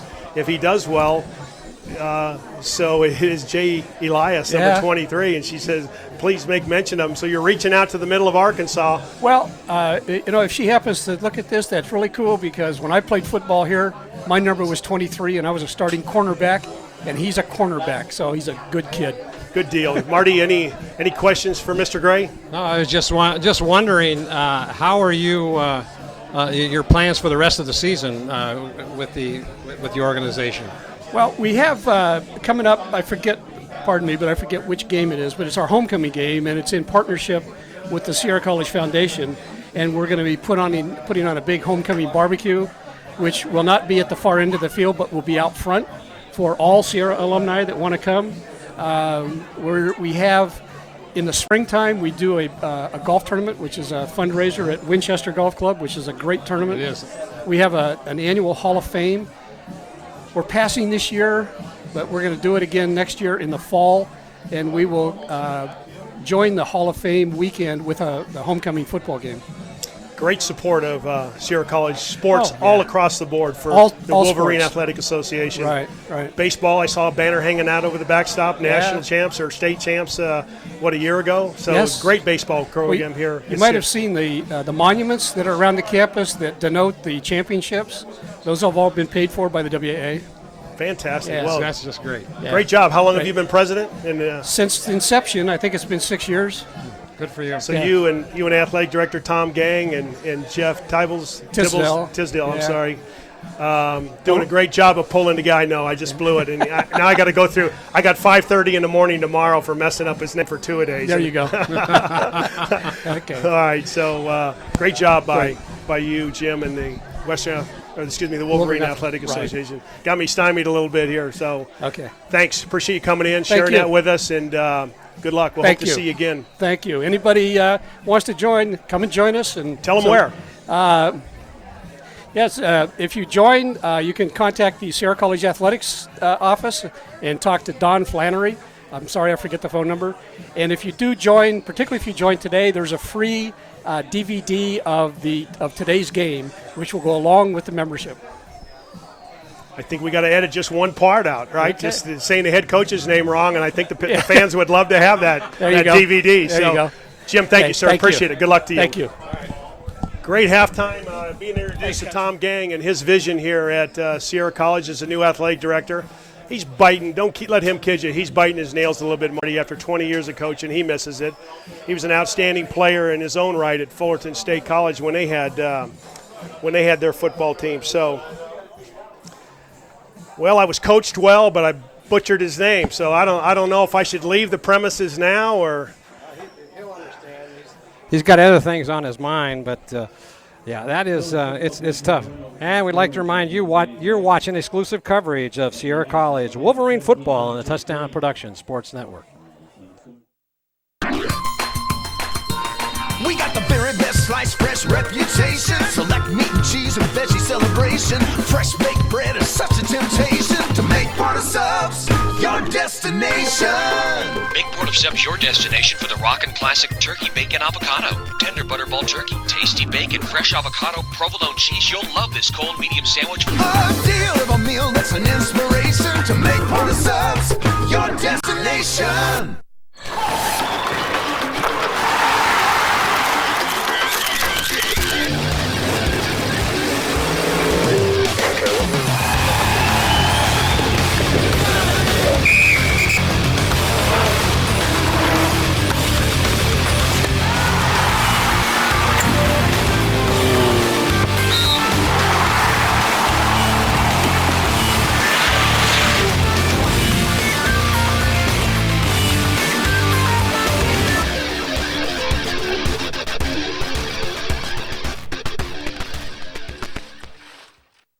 Hi, I'm Jennifer Westerby, the branch manager for Adecco in Grass Valley. Adecco is the global leader in staffing solutions. I'm Autumn Payne, your staffing consultant here at Adecco. If you're an employer, we have the perfect workers for you. I'm Lisa Harkey, senior staffing consultant here at Adecco.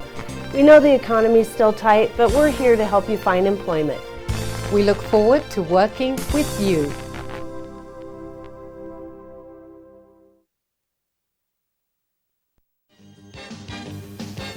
And of course, brought to you by Touchdown Productions, the foothill leader in sports television. This is Gil Dominguez saying thanks for joining us tonight, and be sure to stay with us after the game when we announce the Bill Slade and Sons Trucking Player of the Game, created by Stuckey Engravers.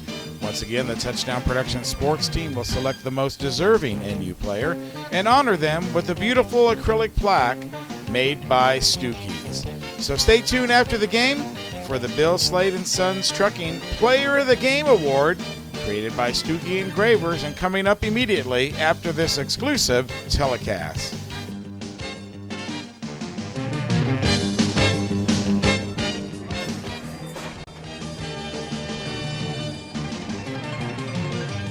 Welcome back at halftime with the score 22-0 in favor of the Butte College Roadrunners. Marty Mortensen along with Rick Ellwood saying thank you for joining us here this afternoon. A lot of activity going on, and we'd like to mention our Player of the Game award. And we've got a couple of players that we can think about here real quick. As one of them on defense, what I'm really impressed with this afternoon is John Talbot. He has made some crucial sacks and been in on some great defensive plays, but so far the defense has kept them in the ball game, even though they're trailing 22-0. The score could be a lot higher than that, as Courtney Gardner has been doing a good job this afternoon. And so all in all, we'll just have to let the rest of the half play out to see who our player of the game is.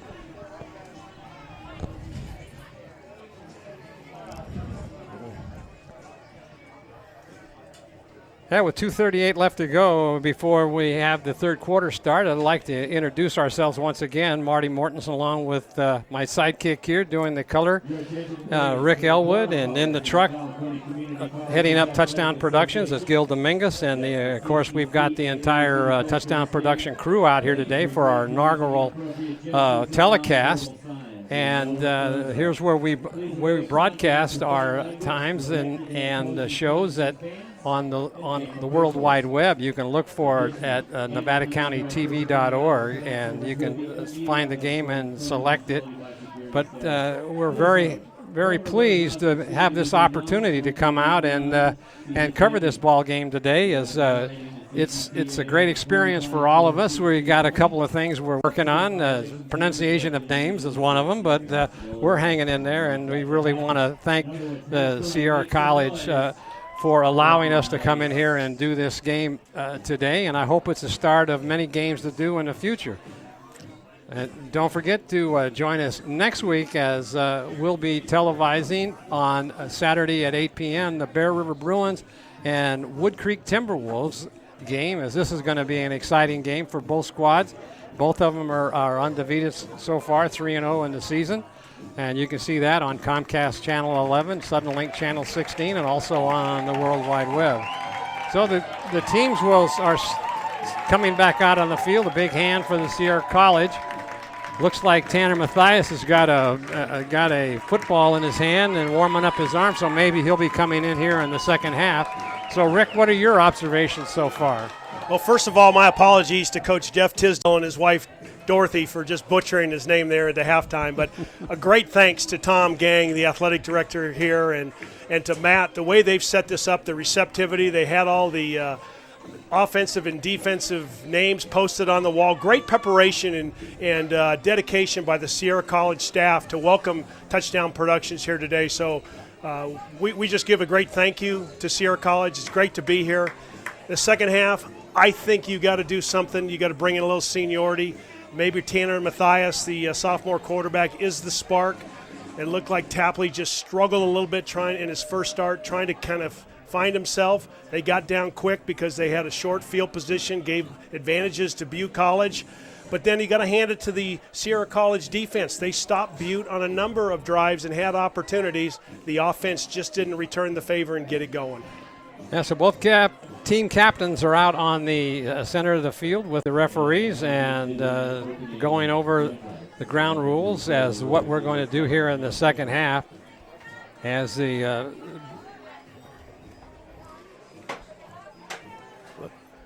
looks like the wind's blowing about as hard east to west as it was earlier in the correct my geometry here. Is that east to west? Well, there, Marty? It's right now it looks like north and south. I was wrong, I think, earlier.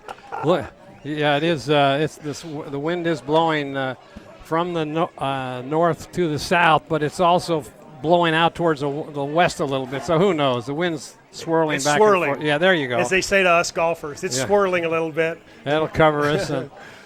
So it may. There's Tanner Mathias.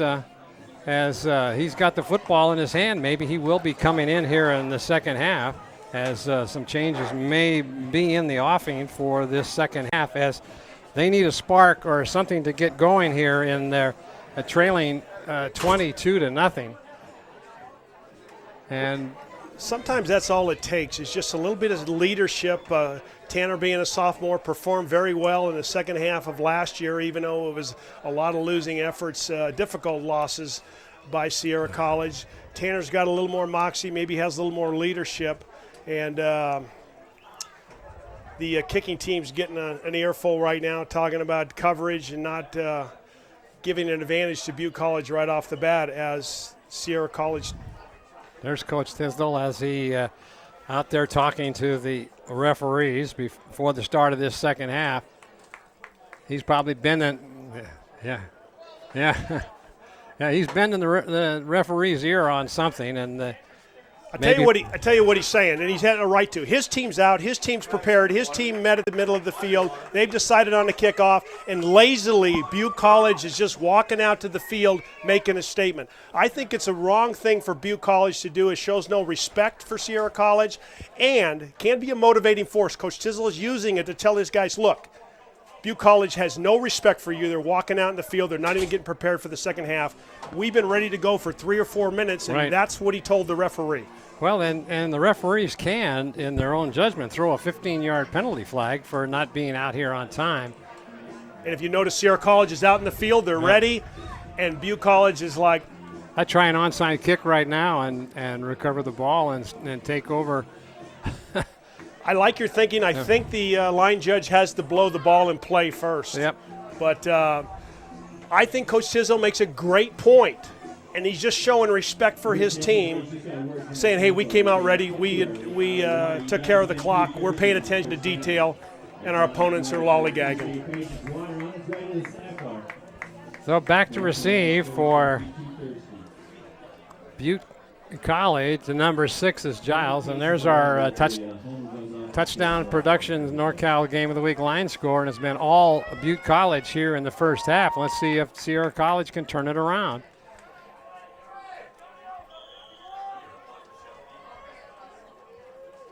Well, let's see if it's kicked deep. It is. Nice end-over-end kick. It's going to be taking on the 10-yard line and trips and falls. Nobody hit him, and that might be a good omen for Sierra, as coming up with that ball was Johnson. Took about 3 or 4 steps to his left and either tripped on the turf or I don't know what happened, but he went down on the cut. And so now Butte College will take over 1st and 10 on their own 21-yard line.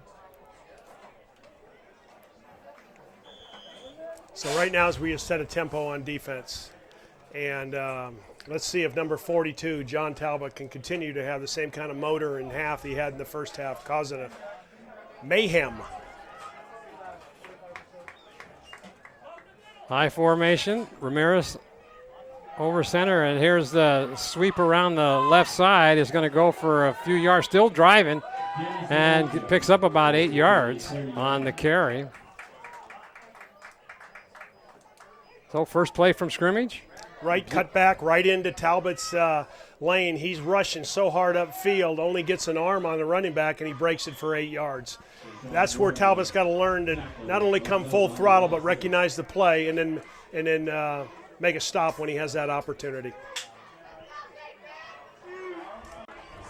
2 receivers out here to the right, I formation behind Ramirez. Ramirez, long snap count, trying to draw Sierra offside. He had him jumping, but then they're going to be stopped. Good penetration by Brandon Kellerman. Kellerman came in and made that stop, threw him for a loss. That'll bring up 3rd down and about 4. Well, a statement can be made here, Rick, if they can hold him on this 3rd down. And this could be a real game changer, Marty. I totally agree that if you can stop him here, force him to punt the ball into the wind, you may take advantage of a big momentum shift. 3 receivers out in the pattern.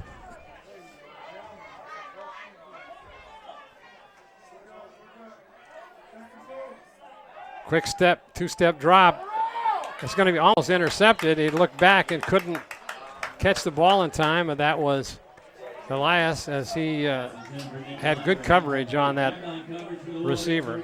Very good coverage. So he forces the receiver to the out-of-bounds line. So that was Jay Ellis's mom that called from Arkansas, said keep an eye on her son, and he's having a heck of a game.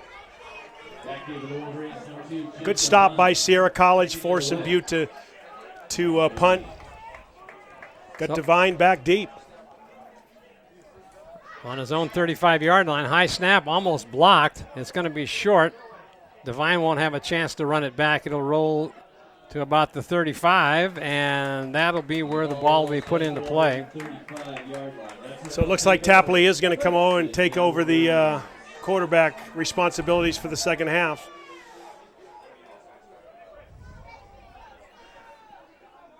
I love the preparation, though, that I see from Tanner Mathias. He looks like he's ready and willing and able at the first call. So that shows the sign of a kid who's a team player. Here we go. I formation behind Tapley. Big rush, and that's if he breaks it into the open, he could go. But he's down to the 25, 20, 10, 5, touchdown. Watson carries the ball in from 65 yards out. What a nice run as he broke into the secondary and ran right by the linebackers and was on his way to pay dirt. That'll turn the crowd around. Exciting to hear the Sierra College crowd finally get their due. The first touchdown of the 2011 season.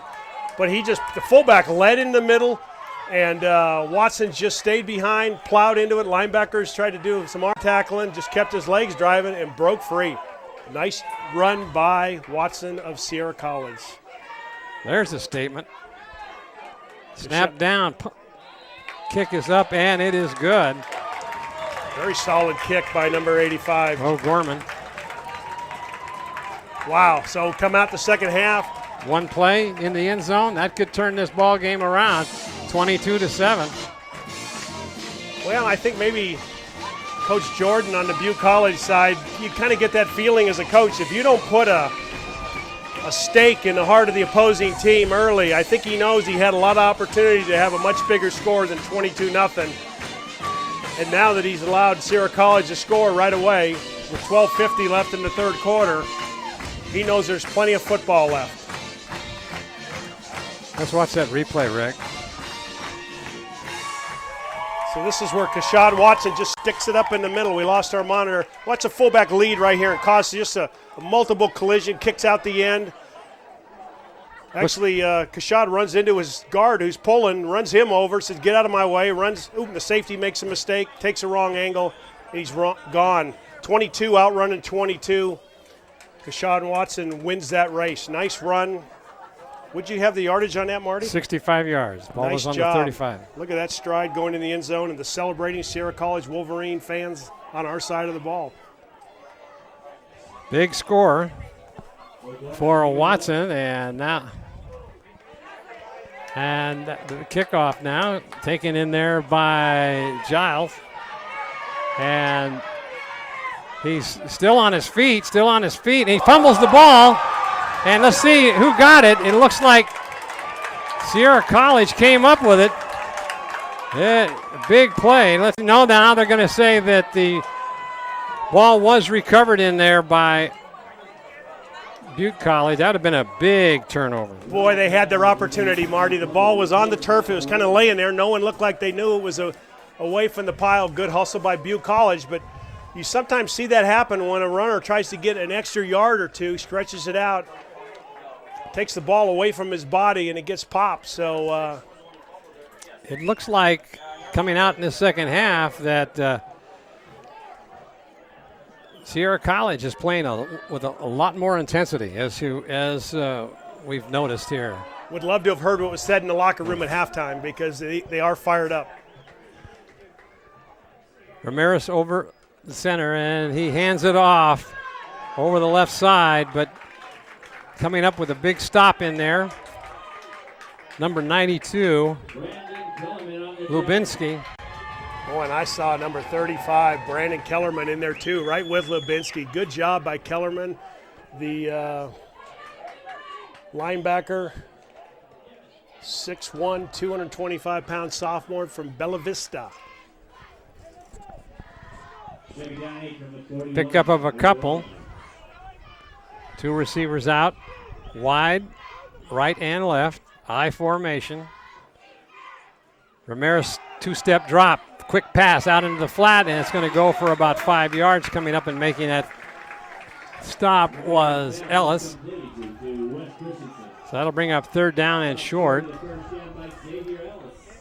So the difference between the first and the second half, that play went for about 9-10 yards in the first half because the cornerbacks didn't come up and cover it fast enough. Nice job by Ellis to keep it to a 5-yard gain and keep him at third down. Good defense. Well, big stop again here, possibility for Sierra. Ramirez with that quick drop is able to find some receivers. Strong formation right, I formation. Handoff, left side, got the first down and more. He breaks into the open. That is Davis, and he takes it all the way in for a score. Wow, that was going to be. Actually, I think it was Cameron Mickle, number 5, a new running back a freshman from Rio Linda. Cameron Mickle. They had it mixed up, Marty. They did a little bait and switch in the backfield. Pretty good shift by Butte College to overload the line and kind of run off tackle to the left. Well, that quiets the crowd. 28-7 right now with an extra point attempt coming up. Ball's put down, spotted, and it's up, and it looks good. And there may have been a penalty here. Boy, how quick things can turn around Boy, if you no get kidding. that fumble that's laying on the ground at the kickoff, and 2 plays later, you're down by another 7. So what look promising for Sierra as they came out strong in the start of this second half, and now they end up with a quick score. Here's that replay. Let me see how I missed that number. Those jerseys sure fool you. All right, let's take a look here. Fullback just leads right up the middle. Okay. Off balance line and a missed tackle right there. And number 5, Cameron. That is 5, yep. Cameron Mickle just outruns number 21, Marcus Spires, to the end zone. He's got some great speed. He's got some speed. That's a local boy from Rio Linda. Good speed, just not catching him once he breaks it. But again, Sierra College had an opportunity to make a tackle. Hold him for no gain. Would have been a 4th down, and they would have had to punt. Take a look at the touchdown production on NorCal Game of the Week line score. 2 scores here in the third quarter. Butte College up by a score of 29-7. Here's the kickoff. Medium depth. They got to hurry up and get it, and boy, they just barely got it. That's a hot football. I mean, that could have been almost like a 40-yard onside kick. Yep. Good job by Elias. Yes, he saved that one as that ball hit and backed up.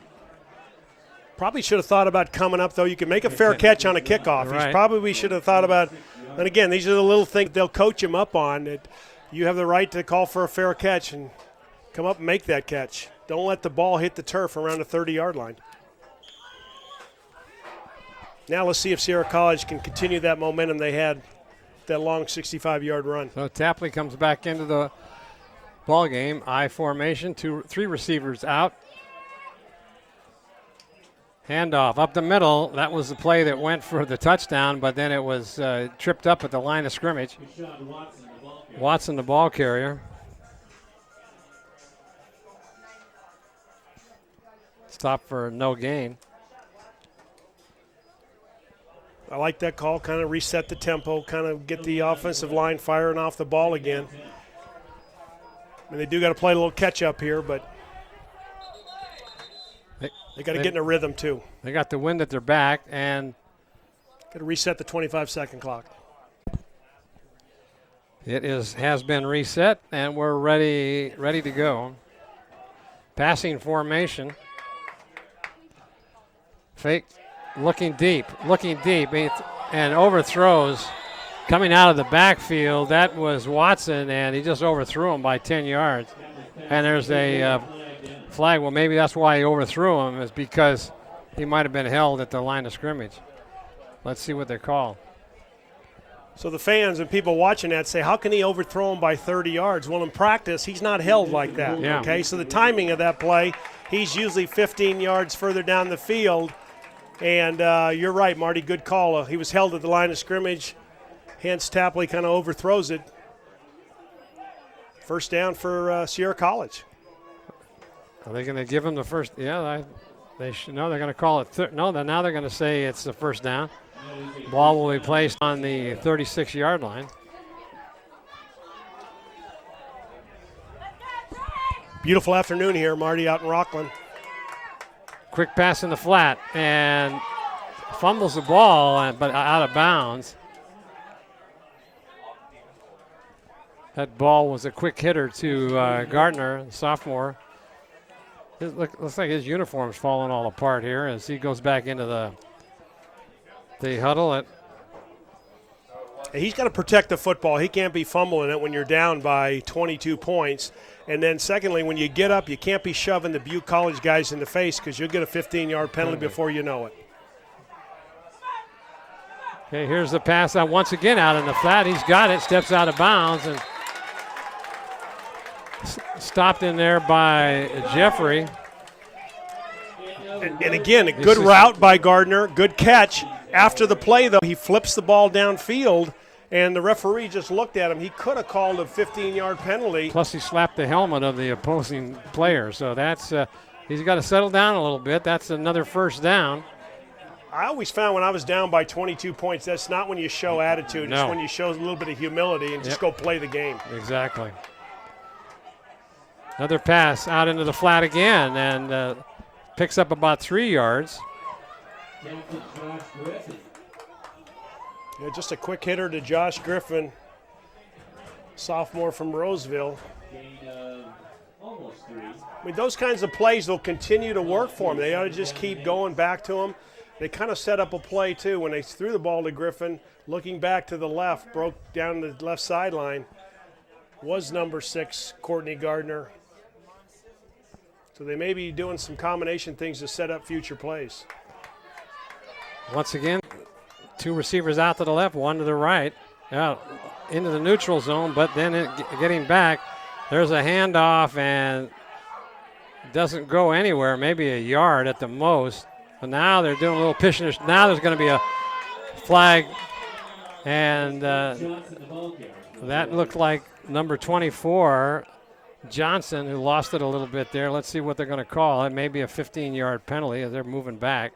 Unsportsmanlike conduct, and that'll hurt your team.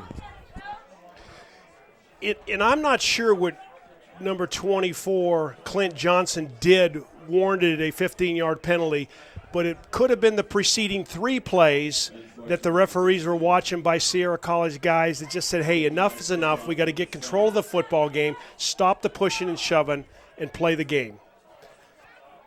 He's being... This is the kind of time when Coach Tizzo's in your face, you just take it. You don't try to show an attitude here, shaking your head and walk away. As a young man, you take it, you look your coach in the eye, and you listen to what he's got to say, and you get back in the huddle and play the football game.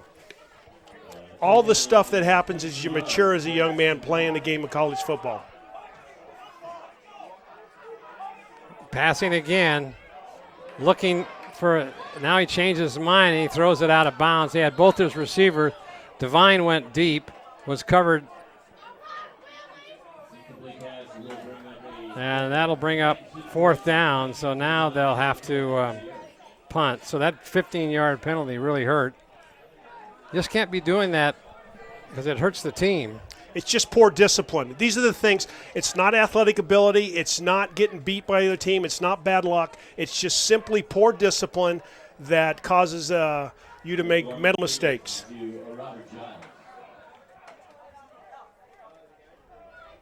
Good snap.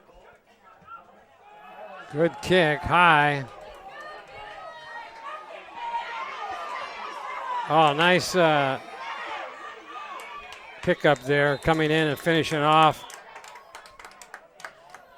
Yeah, I saw Noah Brunson, number 43, in there, made a nice, good first initial hit, and then followed up by the rest of the team. Penalty on flag down on the 48-yard line. Let's see what they call. Well, now Brunson's getting chewed by Coach. I guess he was out of his lane.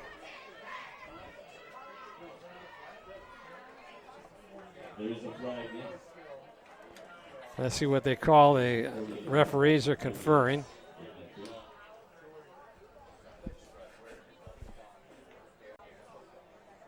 Heads linesman and the umpire are conferring with the head referee on this.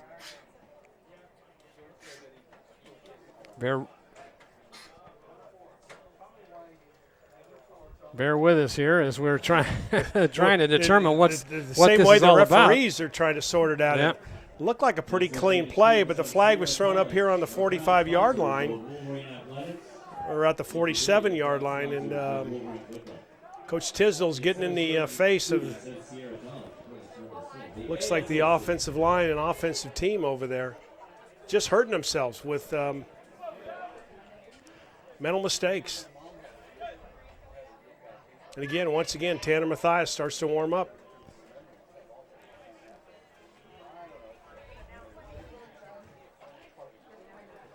That looks like it's going to go against Sierra College, Marty. Personal foul, face mask. And that'll give them great field position as they're going to move the ball to the point of the foul. Usually it doesn't take 13 minutes to figure out a face mask penalty. There might have been multiple penalties where they had to sort them out and decide which one they were going to enforce.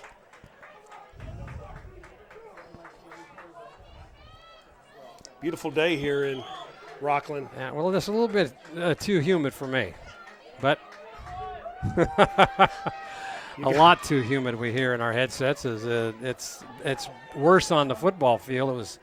Don't get me into this, guys, because my wife may be listening. It's a lot too hot, too, with that humid. All right, here's going back to pass. He's got a man open, and it falls down.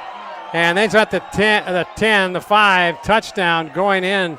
That looked like there's a flag. Now is there a flag down again? No, it looked like just a good little seam route to their tight end, Jake Corbelet.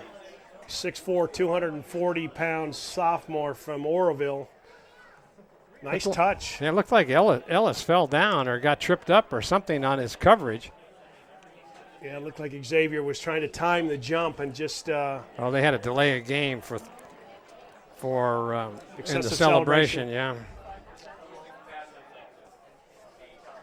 That brings the score to 29-7 right now, an attempted extra point. And they're going to run it up there, Marty, to 35 with an extra point. So. Oh, that's right. Yeah, that was the old score, so they called it 35-7.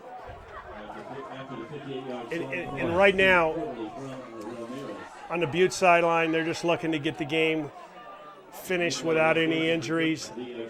On the Sierra College side, there's disarray. Yep. Another low snap up, and that one's good. Now they're calling timeout. There may have been an offside. 8:05 in this third quarter. Tough part when you got a young team, they come back, they close the gap. It's, 22-7, and they have an opportunity maybe to pick up a fumble. Don't take advantage of it. It lays on the carpet. Butte picks it up and recovers, and then 2 plays later, they go in for a touchdown. So it's really demoralizing. But there was a penalty on an offside on the extra point attempt, and the ball will be moved back and spotted at the 15-yard line for the attempt at the extra point. There's a good snap, put down, up, and that one is good. And that makes the score 36-7, and we'll start with 8:05 left here in the third quarter. Still time to participate in the 50-50 raffle. We're going to announce the winner at the start of the fourth quarter. Take a look and tell us what you think about this, touchdown. I think just a good play action pass by the quarterback, fakes it inside to the running back, carries out his fake nicely, waits in blocks, waits for the tight end to clear, and like you said, Xavier Ellis just looks like he has pretty good coverage, but then falls down. That's a 6'4", 240-pound tight end who just kind of out-muscled him in size, and the ball was thrown in the right spot. Good hustle by number 80 for Butte College. Nick Lonergan getting downfield. Sorry, Nick. Getting downfield, helping out your teammate on the block. Again, just a good call, well executed, and a game of inches on defense. Just didn't get up there and slap the ball down.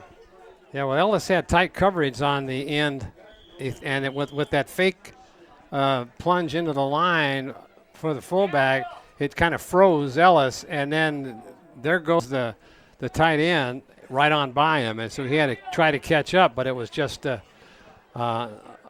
couldn't do it. Now here's the kickoff. Trying to get to the outside, he does. Gets up to the 35, going to be run out of bounds, and then he throws him down, and let's go see if they're going to throw a flag. I guess not. Oh, they did right here down here, Marty. Okay. Now he's making a case saying I just tried to hold him up because there's a bench right there. Very difficult call by the referee. And the referee now is waving it off saying no foul. The line judge is right there. Interesting if we could see what happened there on the out of bounds. There's a bench right there, and the player might have run right into the bench.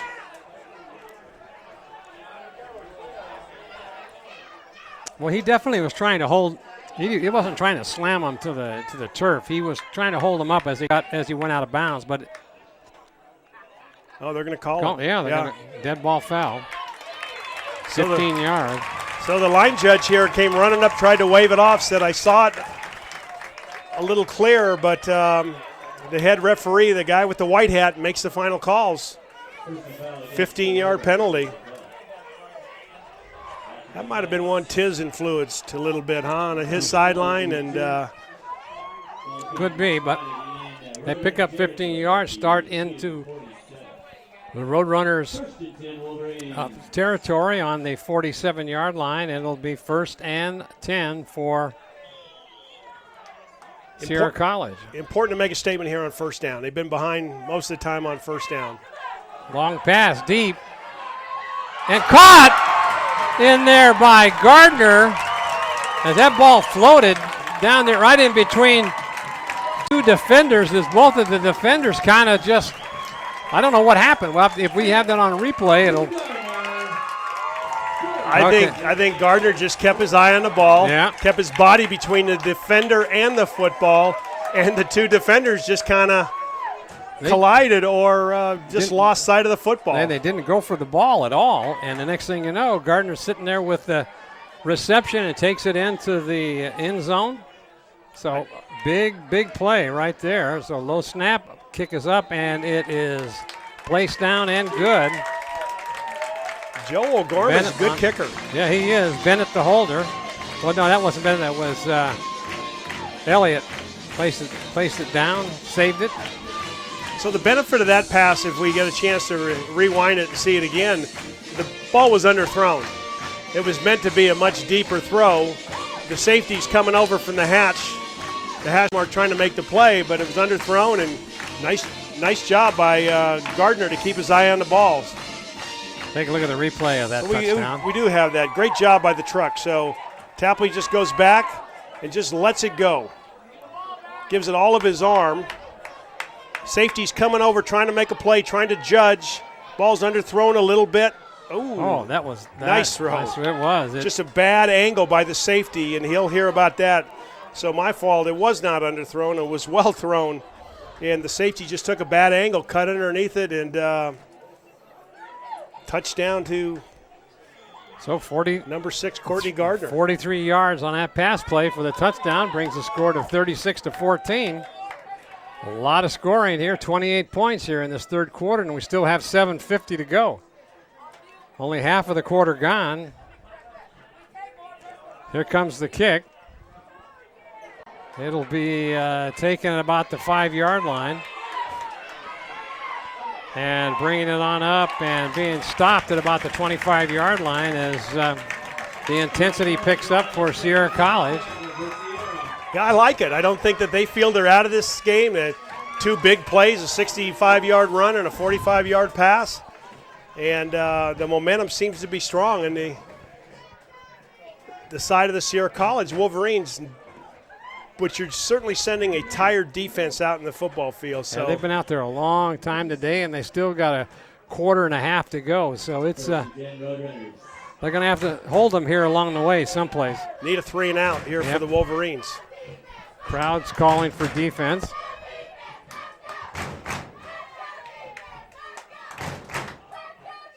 So going back to pass, out in the flat. He's got some running room, picks it up. He's got one man to beat, but coming up and making the stop on a shoestring tackle was Williams. He saved a touchdown. Little slip screen to Robert Giles. Just let everybody come. It looked like they were getting to the quarterback, and that little screen was set up underneath with the wide receiver just sliding down over the middle. Well-designed, well-called play, timely because they knew Sierra College was going to come on defense, Marty. Yeah, they did. And so now it'll be 1st and 10 from the 38-yard line. Widespread formation, handoff to the fullback, and he's stopped behind the line of scrimmage. That was the young man that made the touchdown run earlier, McKell.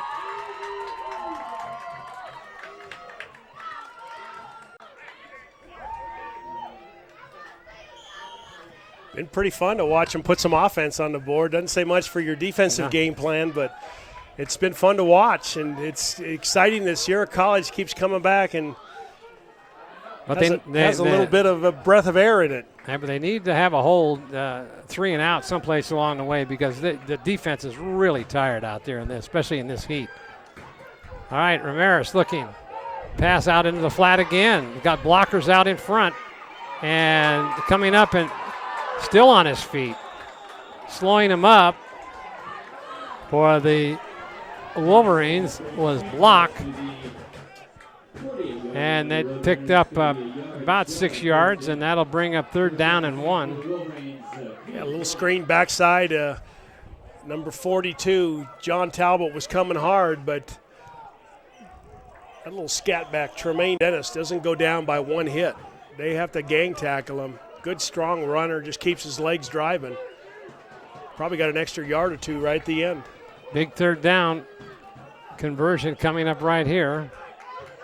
T formation. Oh, that was big number 52, Von Rotz, and he jumped the count. That'll set him back 5 yards. That puts a whole new complexity on this 3rd down call. And you say big too, 6'5", 275 from Chico High School. He wanted to hit somebody. There was no doubt about that. Only trouble is he moved and nobody else did. That's the first time the advantage has gone to the Sierra College team on an offsides or illegal procedure.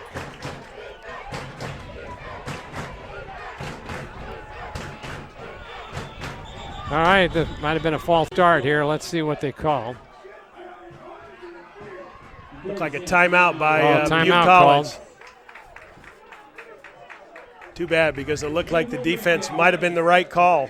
I think so. That was looked like that was going to be a broken play of some sort. Don't forget to join us next week as we'll see Saturday at 8 p.m. the exciting Bear River Bruins 3-0 taking on the Wood Creek Timberwolves in an interconference game of 3-0 Wood Creek, and that game can be seen on Channel 11, Channel 16, and the World Wide Web. Rick Ellwood and I will be there. And following that up the next day will be the NU Miners taking on the Chico Panthers in Chico on a Saturday afternoon game, and Touchdown Productions will be there, and that will air on Wednesday at 8:30 p.m. on Channel 11, Channel 16, and also on the World Wide Web. All of our shows do appear and are available for viewing on the World Wide Web at NevadaCountyTV.org. Check it out. Now we're back to live action here where it's 3rd down and about 7. Big stop here for the Wolverines as they try to, there's that stop and go. He's got his man wide open in the corner and there's a flag thrown from way over here. I don't know what that call was. Got to be on the coaches. There's something happened on the sideline that because he was way out, the line judge was way out of the play. Well, perfect call on the perfect defense. So cornerback comes up, tries to make a bump on the wide receiver, and the safety just can't get to the deep third of the field, and nice soft throw by Colin Ramirez. Elias was beat on that one Ramirez does that little hitch, and then the receiver goes deep, and Elias bit on that short throw, and then off to the races goes the receiver, and that ball was right on the money. Good saving tackle for the touchdown, but that'll put the ball down on the 6-yard line where once again the Butte College is in opportune position for another score. 4:55 left to go in this 3rd quarter. Here's a handoff to fullback. Taking it over the right side, gets it on down to about the 2. Tell you, number 75, Kay Schwone, Warren, the defensive lineman for Sierra College, is giving it his all. His uniform's covered with drenched with perspiration from playing hard, and just made a nice play there to stop the Butte College running back short from the end zone. Down here we got Coach Tiz getting his team together, kind of a little pep talk, getting them going, saying we're not giving up here. Quick handoff over the guard position, and it was stopped. Sierra came up with the ball, but I think the play was blown dead. Now they're saying, well, maybe let's take a look here and see what they call. He's. No, then it's a touchdown. Oh, they're saying touchdown. I thought he was stopped short. Delayed call by the referee, but there is a touchdown. Well, we thought there was an opportunity for a fumble there. Yeah. When you looked at the Sierra College players, they were celebrating a little early.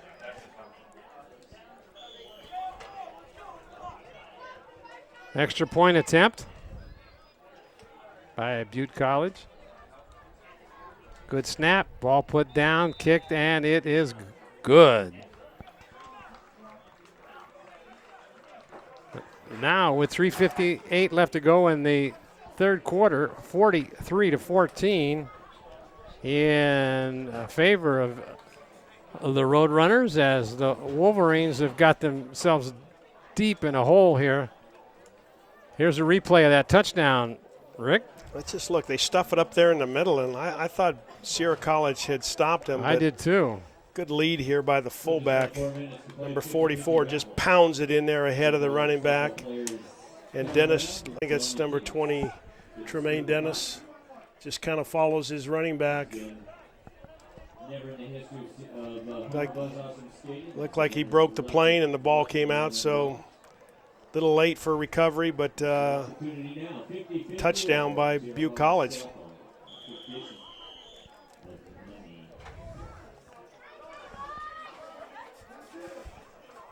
Dominating this ball game on your line score is the Butte College Roadrunners, as they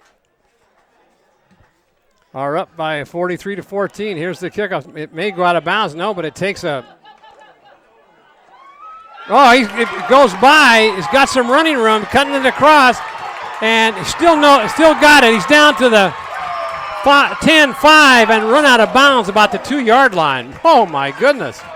What happened there in front of us? That was some fancy footwork. It looked like Butte tried to do that little punch kick or pooch kick, what they call it.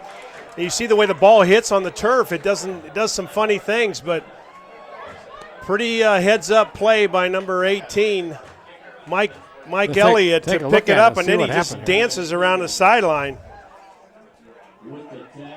So Elliott just picks it up, takes it in the middle, steps outside, and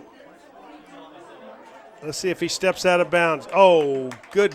If 24 doesn't bump him, he might go out of bounds. Yeah, kept him in play. So he's working his way, juking his. Look at that. Good speed, good hustle here by a Butte College guy who just can't grab him. Jersey's a little slick, and the kicker has to make the play, but 24's leading it. Yep. Clinton Johnson is leading. If he gets a block, we got a touchdown for Sierra College, but it looks taking like out the 5-yard line. Yeah, that was he was knocked back inside. Keep from going outside by it looked like that was 24 Johnson. Yeah, kind of blocked him back into the field. It's kind of like when the offensive linemen come and lean against the running back to help them go forward to get that extra yard they need. So helped out by Clint Johnson to stay in bounds. Well, first and goal from the 3-yard line. Quick handoff. Trying to go over the right side. That was Watson. A little bit of a power formation, 3 running backs. Got your 2 fullbacks and on a quick hitter to try to surprise him with a quick snap. And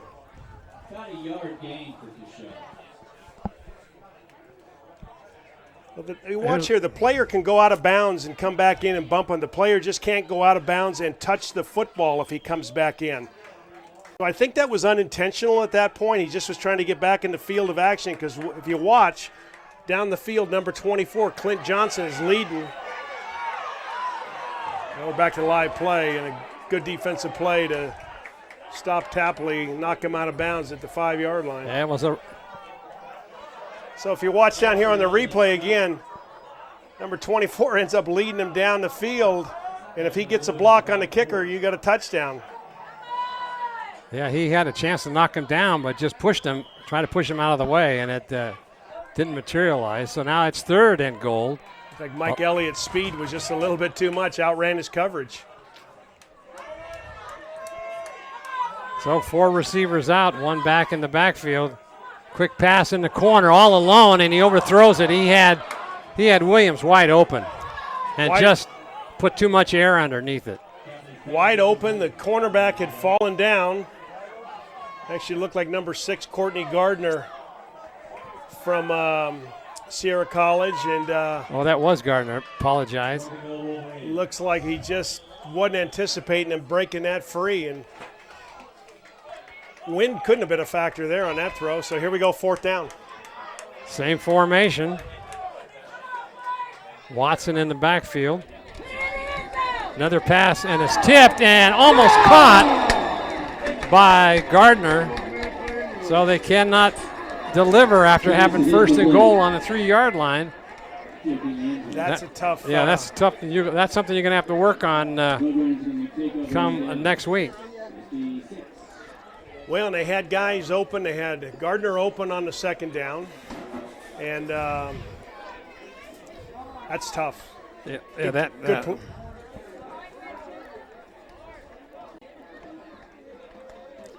So twice today, Sierra College has come up short inside the red zone with a good opportunity to score, and now the score remains at 43-14, and Butte College takes over the ball on their own 3-yard line, or 6-yard line, sorry. And nowhere to go on that play. They get it out to the 5. Looks like they're switching up. They got Dylan Schwartz in at quarterback now, a 6'3", 210-pound sophomore from Central Catholic in Modesto. Go back to that 4th down play on Sierra College. We didn't see it, but a really heads-up play by the safety by Butte College. Kind of had his eye on Devine, who was going to run a quick slant. That's who the intended target was by Tapley, and the safety just read the ball, read the eyes of the quarterback, broke, and knocked it away. So new quarterback in now for the Roadrunners. There's a handoff, met right at the line of scrimmage, going nowhere. So that'll bring up 3rd down and long. That's what coaches like to see. When you're down by a bunch, Keith Block coming in there, the defensive back, the 6'1", 185 freshman from Intercom High School, giving it his all, playing, and just stopped the running back right in his tracks. Nice defensive play. 3rd down and 6. Ball at the 10 for the Roadrunners. Dylan Schwartz in at QB for the Roadrunners. Still a minute left here, Marty, in the 3rd. So big 3rd down conversion attempt here.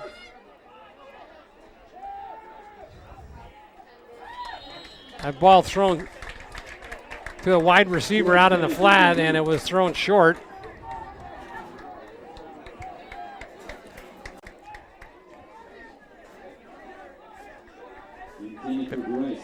We'll have a punt now, as punting deep in their own part of the field. Butte College back to receive is Devine. He hasn't had a chance to run one back yet. I'd like to see him get a chance here. He's kicking into the wind. The breeze is still, it's not as strong as it was. Almost a block. They're going to get good field position, but they're going to have to get out of the way, and it takes a Sierra College. Well, we got an offside by Courtney Gardner, too. Just a little too quick off the ball. They had punt block on, which is a smart call by the defense. So they're going to re-kick with 5 yards, and they're still going to be short of the 1st down. I'm with you. I'd like to see Jeff Devine. He's not got his hands on the ball yet. The youngster from Colfax, I'd like to see him get a chance to run one. Got some athletic skills and got some juke ability to get free.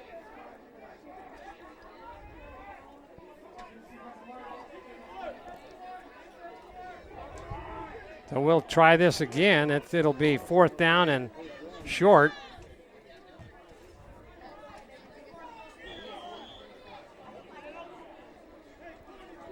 Number 23, Jay Elias from Arkansas, getting some good camera time. Here's the punt now, coming up for it and unable to make a play on it. And the good roll in the favor of Butte College. So that was probably about 20 yards difference with that mistake by going offside. Absolutely, Marty. So instead of having the ball on the 30, you got the ball on about the 48-yard line, or 40, we're going to put it 48. So those kinds of mistakes kill you.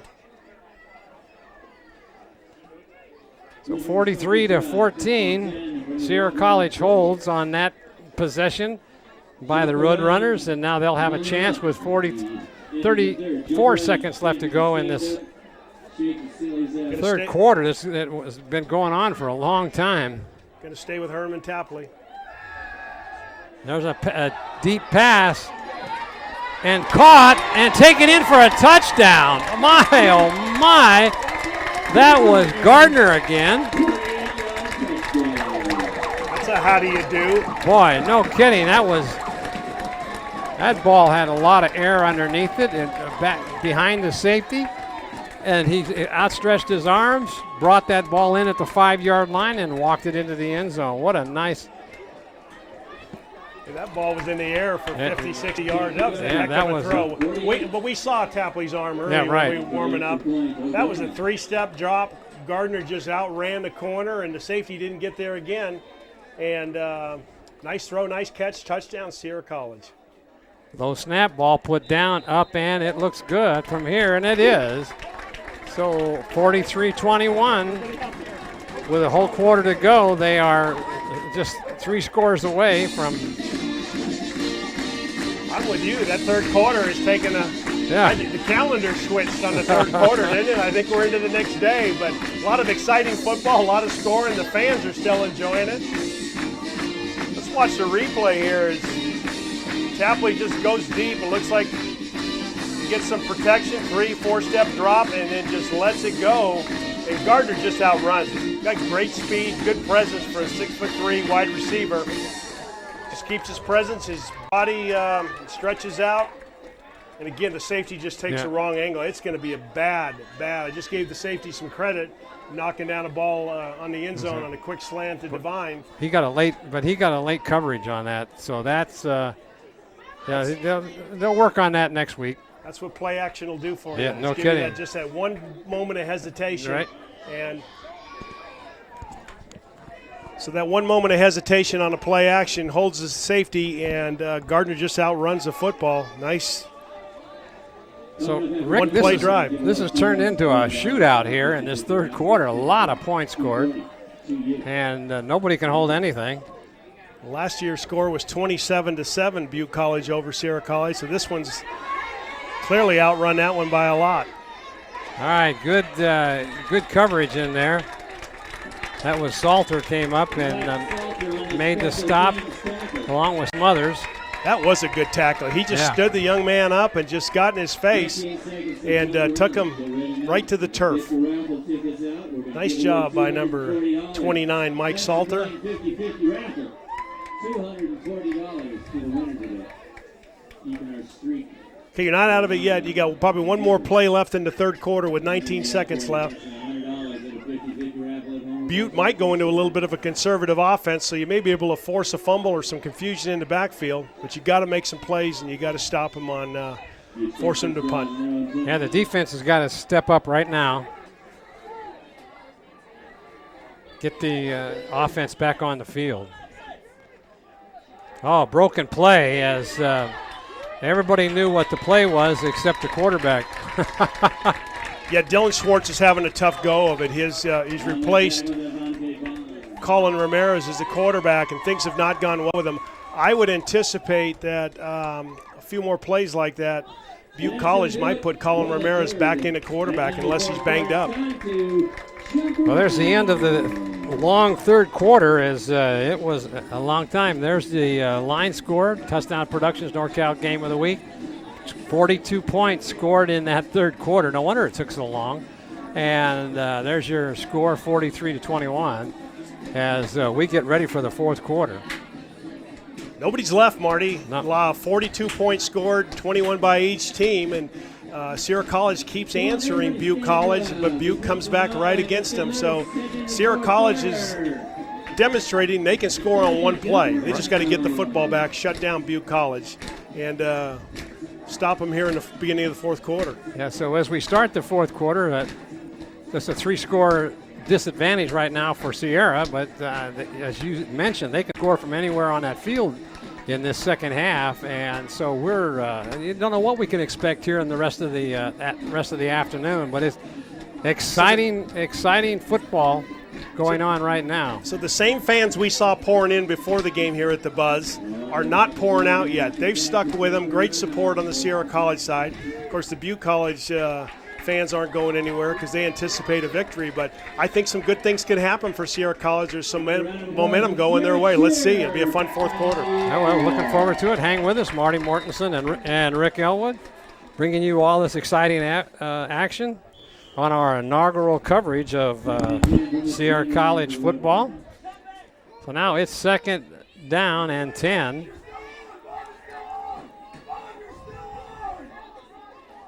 And there's a handoff to the fullback right side, and he's going to pick up about, let's see, he's going to pick up about six yards. That'll bring up 3rd down and about 4.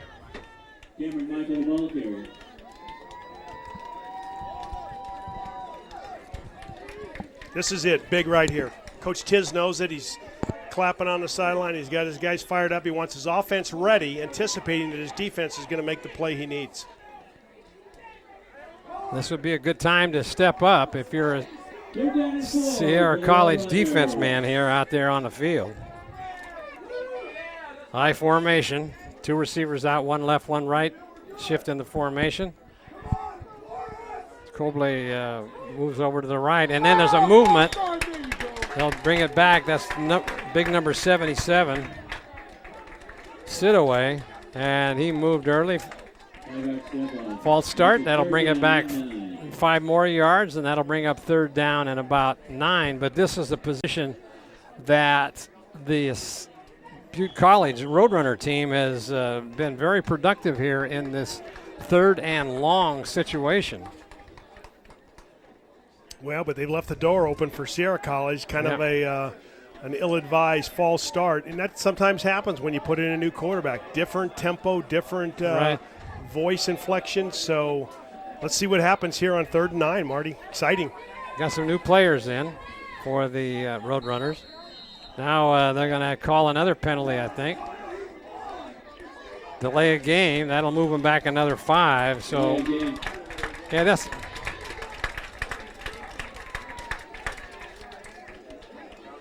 And again, you throw that one on the quarterback because he's the one responsible for looking at the 25-second clock, hurrying the team, getting the play in, and getting them up to the line of scrimmage. And I'm sure he's a little frazzled right now, even though he's a sophomore.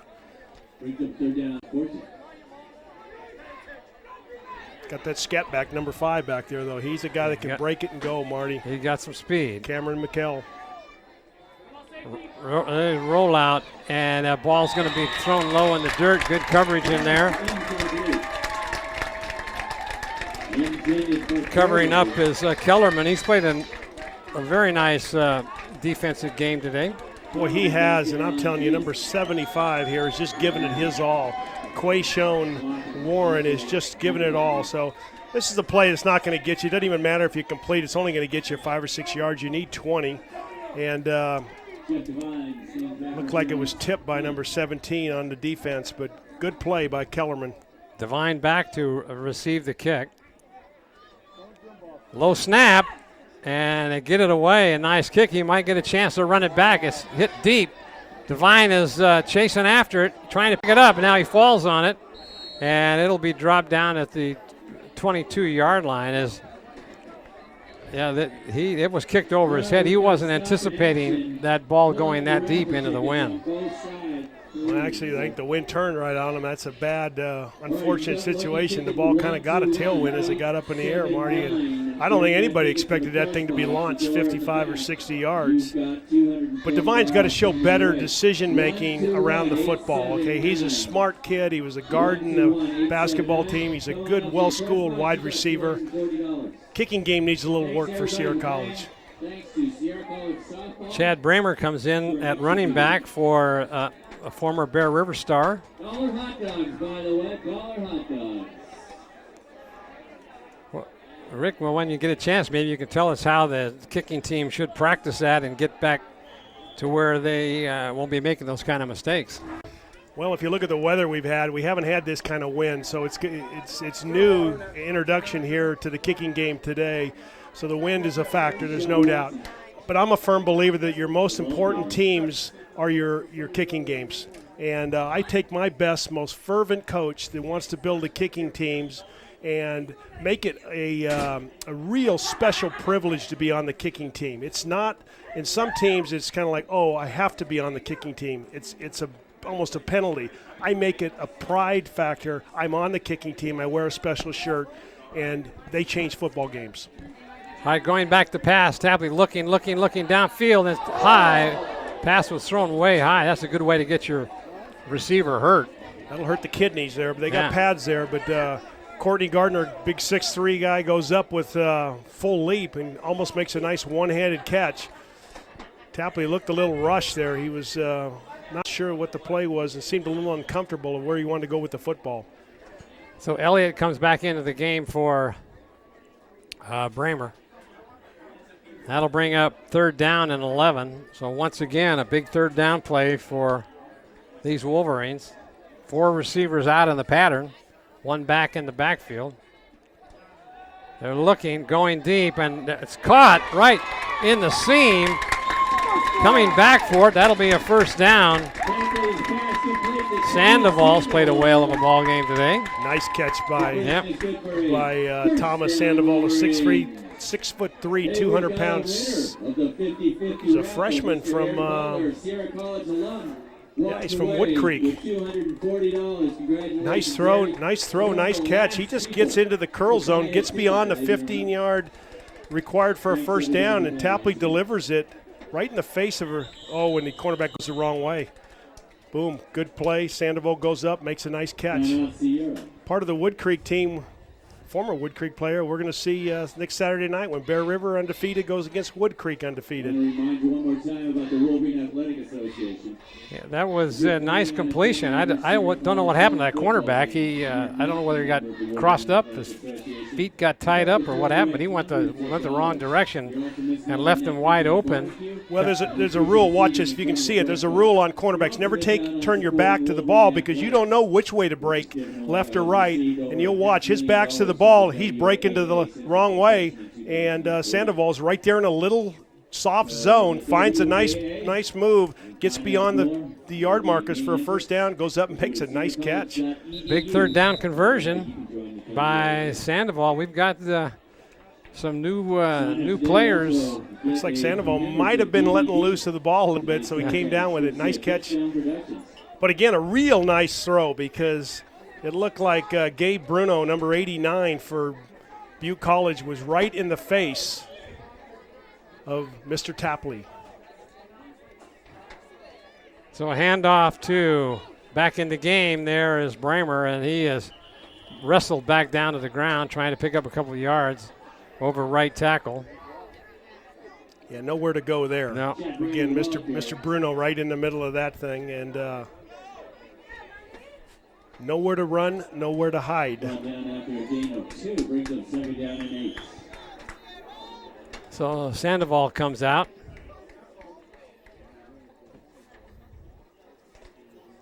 Crowd has gotten significantly quiet here as there's a pass out in the flat, caught in there by big number 81, Griffin.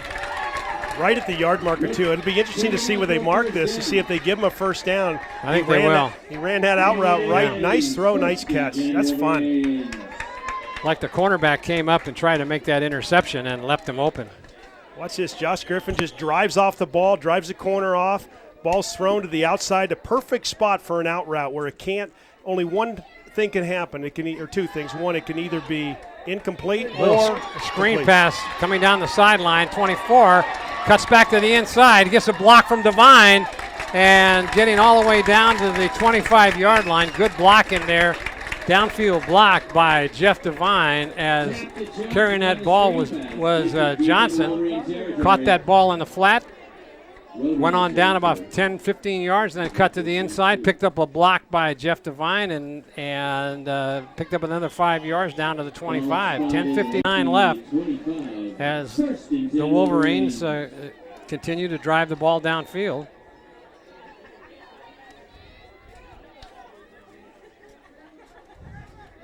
Going back to pass, looking, corner route into the corner and caught. No, he dropped it as he was pushed out of bounds. Talking to the referee, said I had it for a minute with a step, but I don't think that was going to be the case. Couldn't sell him on that. Well, that was a nice pass right in there. Yeah, very nice pass. Looked like he had it over his shoulder, and maybe if we see it, he might have started to celebrate a little quick and didn't control the pass all the way. Let's see this. We got a replay of this. He throws it up. Good. He has him beat. Oh, a tough catch over that outside shoulder. That's a perfect throw. That is a perfect football throw and almost a great catch. Good defense. The defender stayed on him and knocked it away. Back to live action. There's a pass to Devine. Cuts back in. And then gets slammed down to the turf at the 15-yard line. Devine just swung out into the flat. Tapley got it right to him as he took it up the sideline. Picked up about 8 yards, and that'll bring up third down and short. Go back to that pass in the end zone. That ball was thrown perfect, up and outside, where the defender couldn't get it, and number 6, Gardner, had an opportunity to make a great play. And that was into the wind, too. So single back in the backfield, 4 receivers out. Offside. It went in the neutral zone, and there's a flag going to be called. But well, the center smartly snapped it when he saw the defender getting into the neutral zone, but I'm not sure. They've changed some of these rules, and they've started to call illegal procedure on the center. If he hikes it without a quarterback underneath his. Well, it's going to go against Butte College heads-up play. That was Gates, the center, who smartly hiked the ball. But the only problem with that was Tapley wasn't looking for it, and if the defender gets back before the ball snapped, it's a live ball then. So it could harm you or it could help you, which in this case it did. So it's first, and they can get a first down. It's a 1st and 10 from the 11. All right, rolling out. Got Devine, and wide open, a blown coverage going into the end zone. That's number 18, Mike Elliott. Looked like blown coverage. Well, great call. He fakes the run to the left, a little bootleg to the right. Herman just rolls out, waits for his receiver to clear, and then hits number 18 in the flat, Mike Elliott. Well, I guess they didn't call unless they said he came up short. I thought that was a touchdown. But he got the first down. Okay, well, that looked like a touchdown from our angle, but apparently it wasn't. They were right down on the field. So it's first down, 9:25 left. Play is signaled in. The 25-second clock's not working. It's stuck on 25, so they got all the time they want. Another jump on a hard count. There's a handoff, and going nowhere and being brought down. I think that was number 12 there, Witt. Nick Witt, nice He's tackle. from Marshall High School, Missouri City, Texas, so he's a long way from home. Well, you got to be wondering what they're thinking of Orville, California from, I don't know, I've never been to Missouri. Was it Missouri City? Texas. Was it Missouri City or Marshall? Missouri City, Texas. I don't know what that's like, but got to be eye-opening being full house backfield, cutting in, and he says, you go in. Yes, he does on a second effort. That was Johnson, it looked like. Number 24. Tell you what, Coach Tiz has got to like here. He's seeing some tenacity out of his kids, and they're kind of growing up here in the first game of the 2011 season. They're not seeing any quit. They're coming hard. The defense is tired, been on the field a lot, but they're delivered. Yep, 8:35 left to go. Trying to make it 28 points on the board for Sierra, and I think they made it. Signal is good, so 43-28, 15-point, that's 2 scored. There's your Touchdown Productions NorCal Game of the Week line score. So Sierra College breaks the ice here in the start of the fourth quarter with 6 minutes gone. I'm not sure those numbers were right. Yeah, so. All right, here's a replay on the touchdown. Full house backfield. Just turn around and hand it to number 24. Number 30 just leads up in there and plows an opening and a. Yeah, that was Chad Bramer. He laid a big block on the linebacker and opened that hole up. Took him in. There's the corrected line score. Let's see if Sierra College will put halftime. Now here, do you try something tricky on the Onside kickoff? kick. Do you do it now, Marty? With They got 8 minutes. 8:35. No, I challenge your defense one more time. Yeah. And say, guys, if you get a stop as fast as we can score, we can make this into a one-score ball game pretty quick and still have plenty of time left. Well, maybe they'll try to kick deep and try to pin him back. See if they'll make mistakes so they can get the ball back and try to put another score on the board. I'm going to be anxious to see who Butte College puts in at quarterback because they've had a little difficulty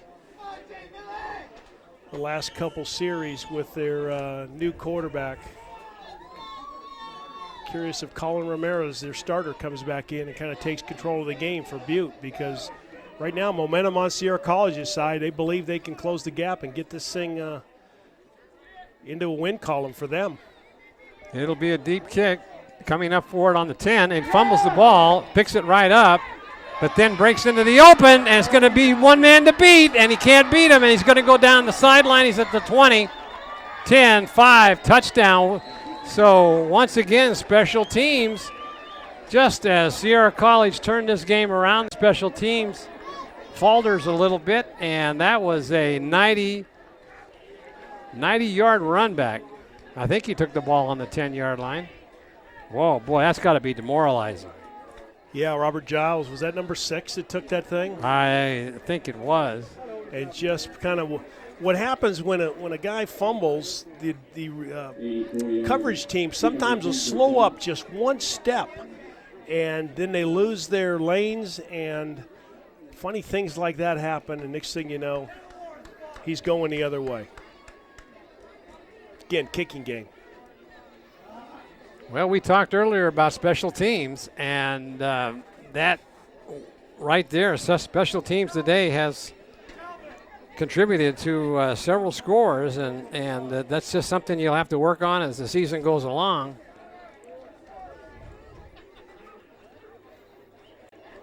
Yeah, all the things from like snaps, coverage, right. Tenacity of it just can't.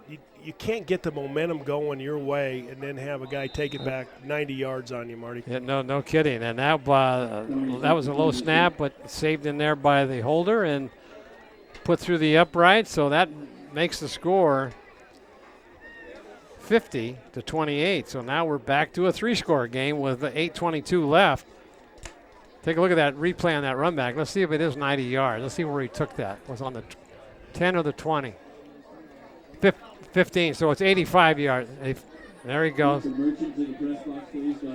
Yeah, and then he just kind of, I think they just kind of run by him, and next thing you know, there's red jerseys, missed tackle there, some big blocks, and then it's a foot race, and the kicker just can't take a right angle. No, that angle was kind of off.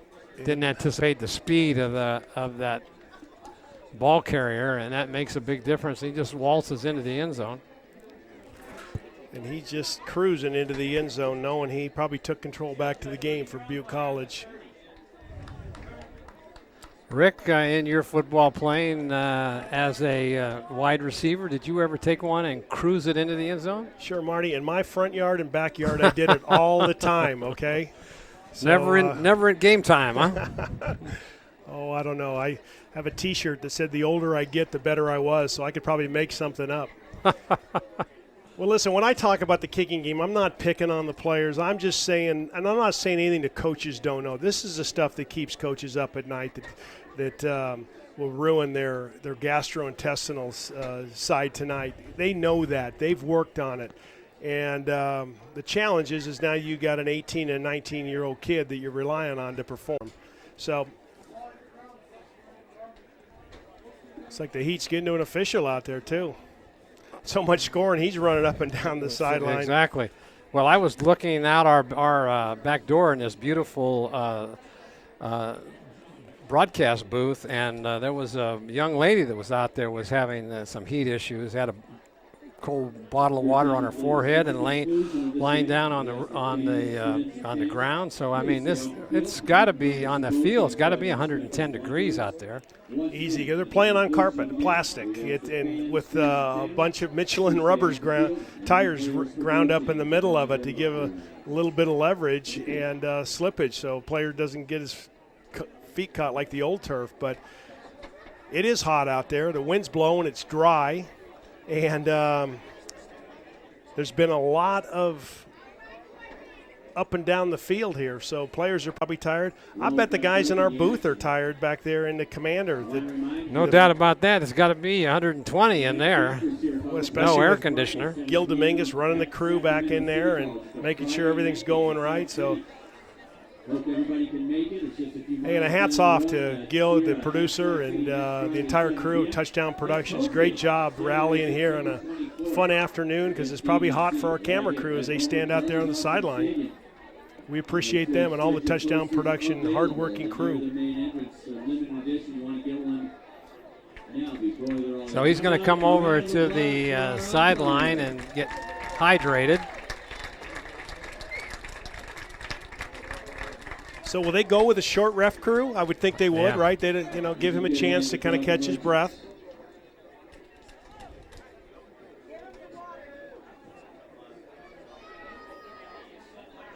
God, it's got to be tough for a referee, right? Because they take this thing as serious as anybody, and he's exactly. Looks like he's a young man in fine shape, but the umpire, so he'll get rested up. Pat Carney, the kicker for the Roadrunners, will place the ball down on the 30-yard line and start the kickoff here momentarily. We have 8 minutes and 22 seconds left to go in this ball game, and Sierra trailing by 22 points. Well, it looks like Sierra College just has to return the favor. They go 90 the other way, and now we're back to a two-score game, Marty. Yeah, so here's the kickoff. It's going to be taken in there on the 15 and breaks through.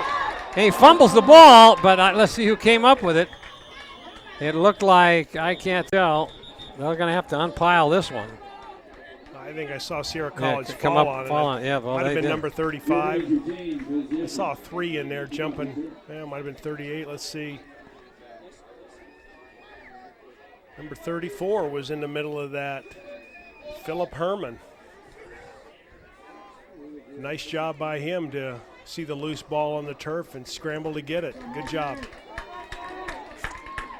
Oh, the ball will be. Oh, here comes Tanner Mathias comes into the ball game to see what he can do. Yeah. Bear River High School quarterback. Pass out in the flat. He's got it to Sandoval, who he got hit, and he's looks like he's holding something that doesn't look good. He got popped big time. Made a nice catch, turned up the field, and first guy hit him, and then a second guy just plowed his body right to the turf. So Butte is still bringing it too on defense. They're hustling. They're not letting anything go taken for granted. So Tanner Mathias comes into the ball game here with 8 minutes left, and it completes his first pass, but Sandoval was heading back to the huddle, but good news, he looks okay. Yeah, he just shook up a little bit. Got to stay out one play since they used the timeout, not their timeout, but a referee timeout. So.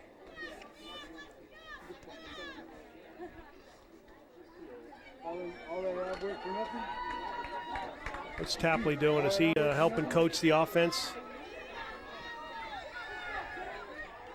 Oh, just knocked out of the reach of number 81, Griffin. Ball might have been thrown just a little bit late and gave the cornerback a chance to come over and knock that one away. So that'll bring up 3rd down and about 7. It was a young kid from a local, Donzel Ashley from Lincoln High School. Oh, Lincoln in Stockdale, so not the local Lincoln, but nice defensive play by number 25. 4 receivers out. Obvious passing situation. Got his man wide open, and he gets hammered and sandwiched.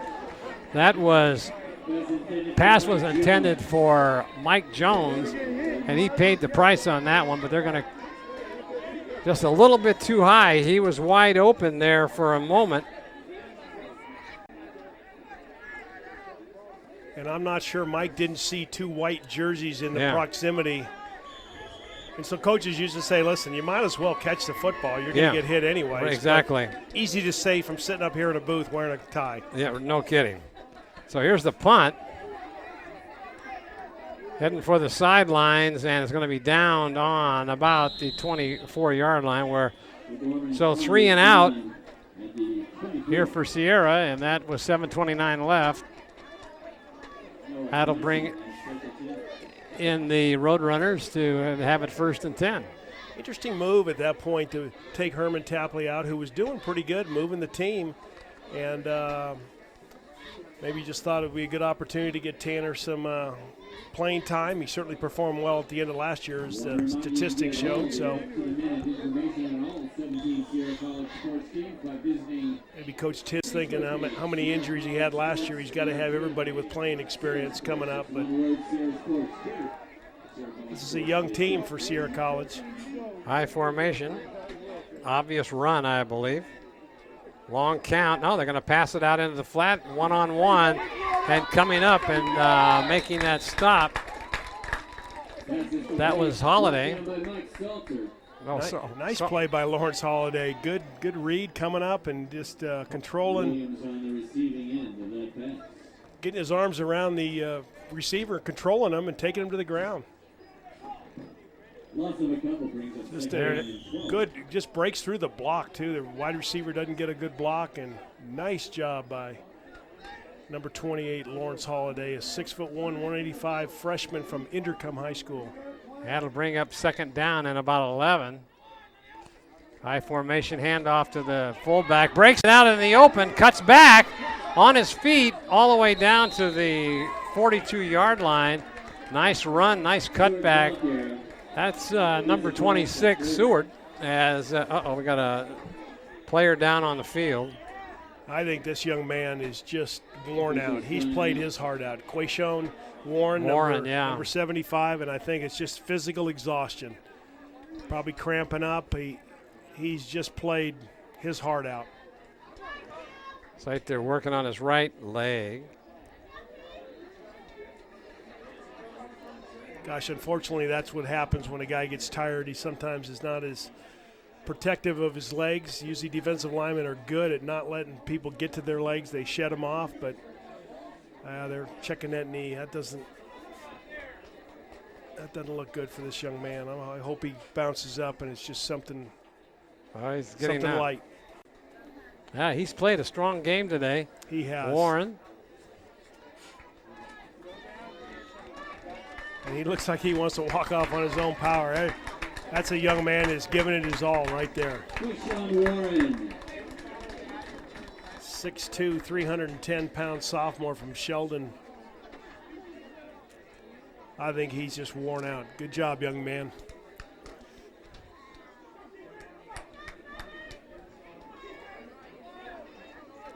Well, unfortunately, a good run by number 26, That'll bring up Seward. So first down. First down.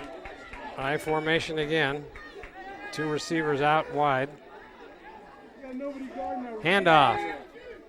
And to the fullback. He stopped right away at the line of scrimmage. Maybe picked up a yard.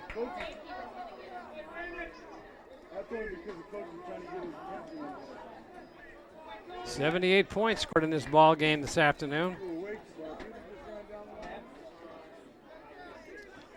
Yeah, for our inaugural game here for Sierra College on Touchdown Productions, we've come here and been entertained quite nicely to some all types of scoring, run backs, long passes, long runs. I mean, it doesn't get any better than this, does it? We've seen some outstanding hits and some good defensive plays, too. We've seen it all. So, second down 9.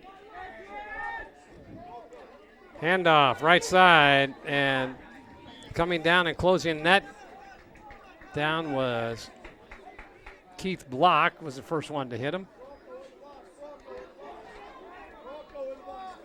I would think Sierra College here just wants to control the football game. It's well in hand with the score and give some of their young guys a chance. So they had a new tight end there and leading the block, number 85.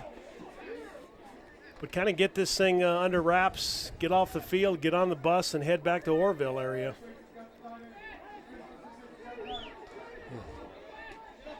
Third down and about 5 for the first down. Let's see if Sierra can hold them. And they're going to, he's going to forward motion, forward progress. Looks like he got the first down. Little extracurricular activity that number 23, Elias, was talking to the field judge and said, hey, this guy's pounding my head here. Why aren't you throwing that yellow flag? So that's a first down. 4:47 left to go in the ball game.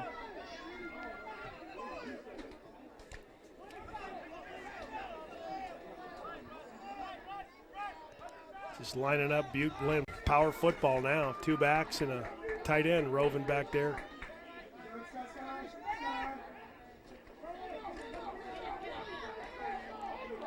Oh, nice hang on, because if he'd have got by that tackle, that's Kellerman again. We've called his name a bunch. Yeah. Brandon Kellerman's done a nice job, number 42. John Talbot's done a nice job. This number 75, I think if we could watch the film, you'd see a guy's heart. Quayshon Warren, number 75, probably played as good a defensive game as anybody out there. We're going to have to be thinking about a player of the game. Maybe the truck will help us out there because it's going to be a coin toss so far. Second down and about 7. Running time off the clock. Oh, break to the outside, cuts it back in, and it looks like they get the first down. Derek Seward's he's got good eyes, good footwork. He just kind of stretches it out as he's going to the right, sees the lane, cuts back to the left, and just kind of gets a methodical 10 yards. Been following his blocking and able to pick up some big yardage. He's getting some good help by a guy named Keegan Schneider, number 56, a 6'6", 275-pound freshman for Butte, the left tackle. He's a big hoss and pushing a lot of people out of the way. All right, quick handoff up the middle. There's 56 there again, downfield, just knocking people over. That'll bring up second down. Some new uniforms come into the game. I think they got a couple of speedy receivers coming in. It's like number 1, Deion Hamilton, a wide receiver. And is that number 5 again, that little scat back that went a number of yards earlier? Now it looks like number 14, Leon Williams. So 2 new fast wide receivers with fresh legs. That's could be bad news for a defensive back. Quick pass. Oh, but coming in, making the tackle for the 3rd sack of the day was Talbot. John Talbot playing a whale of a ball game today. Excellent job. Local boy from Bear River. Yeah, he at did it. Lake of the Pines area, and he. Good read. Watch John just come in. He's got his ears pinned back, just beats his guy, takes a step inside, and then secures the quarterback, who's got probably poor mobility. Nice job by John Talbot. Good defense. There's a guy that's been bringing it all game, so he's not let up one bit. No.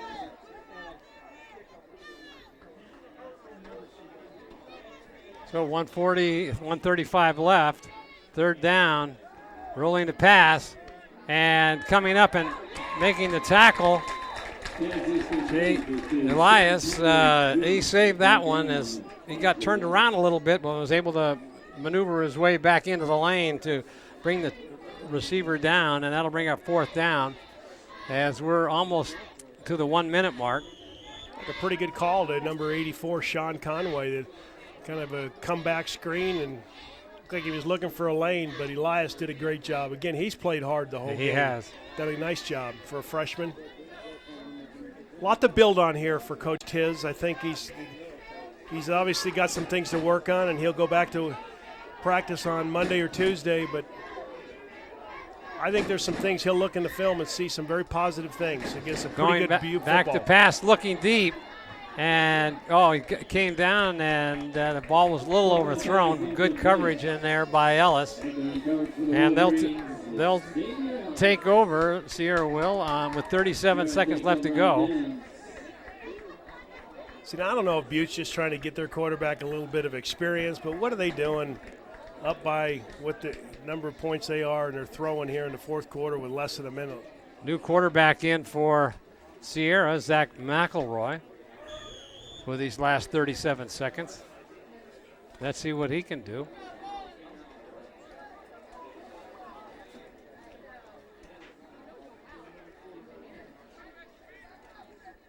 There's a pass out into the flat to Devine. Devine's got it. Still on his feet, picks up about 6 yards. They'll call timeout, see if they can't get one more play in. Again, this is where Jeff, nice route, good throw, but this is where he's got to use his smarts and get out of bounds and save a timeout. Yeah, right. I mean, he's right there. He's not going to break it for a touchdown, so get out of bounds, preserve the clock a little bit.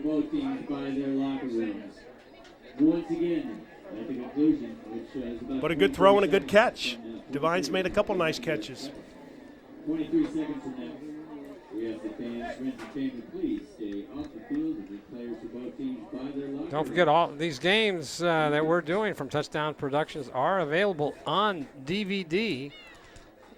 And, so if you have been following us at Bear River, NU, Placer, and Colfax, now we're here at Sierra College, and you can get a copy of these games on a DVD. Here we go. Should be the last play of the game. Rolling out, no place to go, but now he's going to try to head for the sidelines, and whoa, man, and he does get outside with 15 seconds left. He got the first down, but he paid the price there, didn't he? That is an aggressive tackle by number 13, Jesse Wararwa, and number 30, fresh legs, Matt Phipps. Hey, Marty, there's another way they can get that DVD. They can join the Wolverine Athletic Association, and we'll give them a free DVD at today's ball game. There you go. Now you're talking. Become a club member and take all the benefits, a free barbecue. And looking, there's going to be a hold or something here as we got 9 seconds left to go. I didn't see exactly. Yeah, it was a hold. That's what I thought. Because McElroy was in trouble. Well, what do we got? What do we got for a player of the game? Boy, do we have to discuss that online? Can't we go to a break and then you and I do paper, scissors, and rocks or whatever that game is? But we've seen great performance on defense by Talbot. Yep. You've seen some pretty good receptions and good play by Courtney Gardner. Yeah, he was on offense. He was big. I think you've seen good play by number 35, Brandon Kellerman. And then again, I tend to be a guy that looks for the sweet spot, number 75. Quayshawn Warren played his heart out there as the defensive line. Got hurt there at the end of the game. Looks like he's all right. Got a little ice pack on his. But so the clock runs down, and I'll tell you what I'm going to do. I'm going to let you make the decision. You've stated your case for 4 or 5 great players, and I won't stand in your way as you come up with the player of the game as these two teams meet in the center of the field to shake hands. And final score here as the clock runs down. Butte College 50 and Sierra College 28. I've always been a guy accused of being biased to the offensive side of the ball because that's where I made my living, but I do believe defense wins football games, so I'm going to go with number 42, John Talbot, who I think performed over and above the call of duty, and he may have missed some plays too, but I think when he needed to make plays and then kept coming, one of the things that impresses me about John Talbot is here late in the game when it was out of hand, John Talbot did just a fantastic job continuing to pursue the ball carrier. So no, you won't get any argument out of me. John Talbot played a whale of a ball game today, and he deserves it because you're right. The defense kept them in this game. This could have been a 70-point game had the defense not gotten together. And well, you think back 3.5 hours ago, Sierra College was down 14-0 with about 3 minutes off the clock. This thing could have been a downhill runaway train pretty quick. So the defense, hopefully the coach saw that. There's our player of the game. That's the J-O. I believe it's, he spells it J-O-N, isn't it? J-O-N, I believe. That's what his mom told us. It's J-O-N Talbot, because you know how the mothers are very, very concerned with those birth certificates there in the truck. John Talbot, our player of the game, and great on defense. We had a lot of other candidates to choose from, but it's you're right. I'd like to see a defensive player every once in a while, and he worked his heart out there on that field this afternoon in this hot sun. It was probably 110 down on the field and very humid for this time of the year. And yeah, he's a kid tonight that his mom and dad aren't going to have to worry about it. He's in early because I think he'll sleep well. And when you've got a motor running that hard on this kind of heat and against this kind of competition against Butte College, I think John Talbot, well done, well-deserved, and will sleep well. And there is the Sierra College squad out there being given some kudos and what went right, what went wrong by the coach. And all right, I'd like to thank everybody for staying with us on our inaugural game. Rick, I'd like to thank you and the Touchdown Production crew. Thank you. And your executive producer and director for today's game was Gilbert Dominguez. Remote coordinator, Daniel Paddock.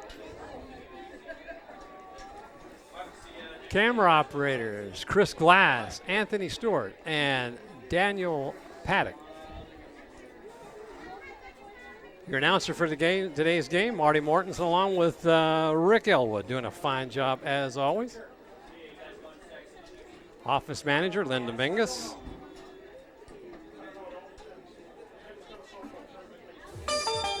Remote facilities provided by Commander 2. Technical equipment provided by Grass Valley. When the world is watching.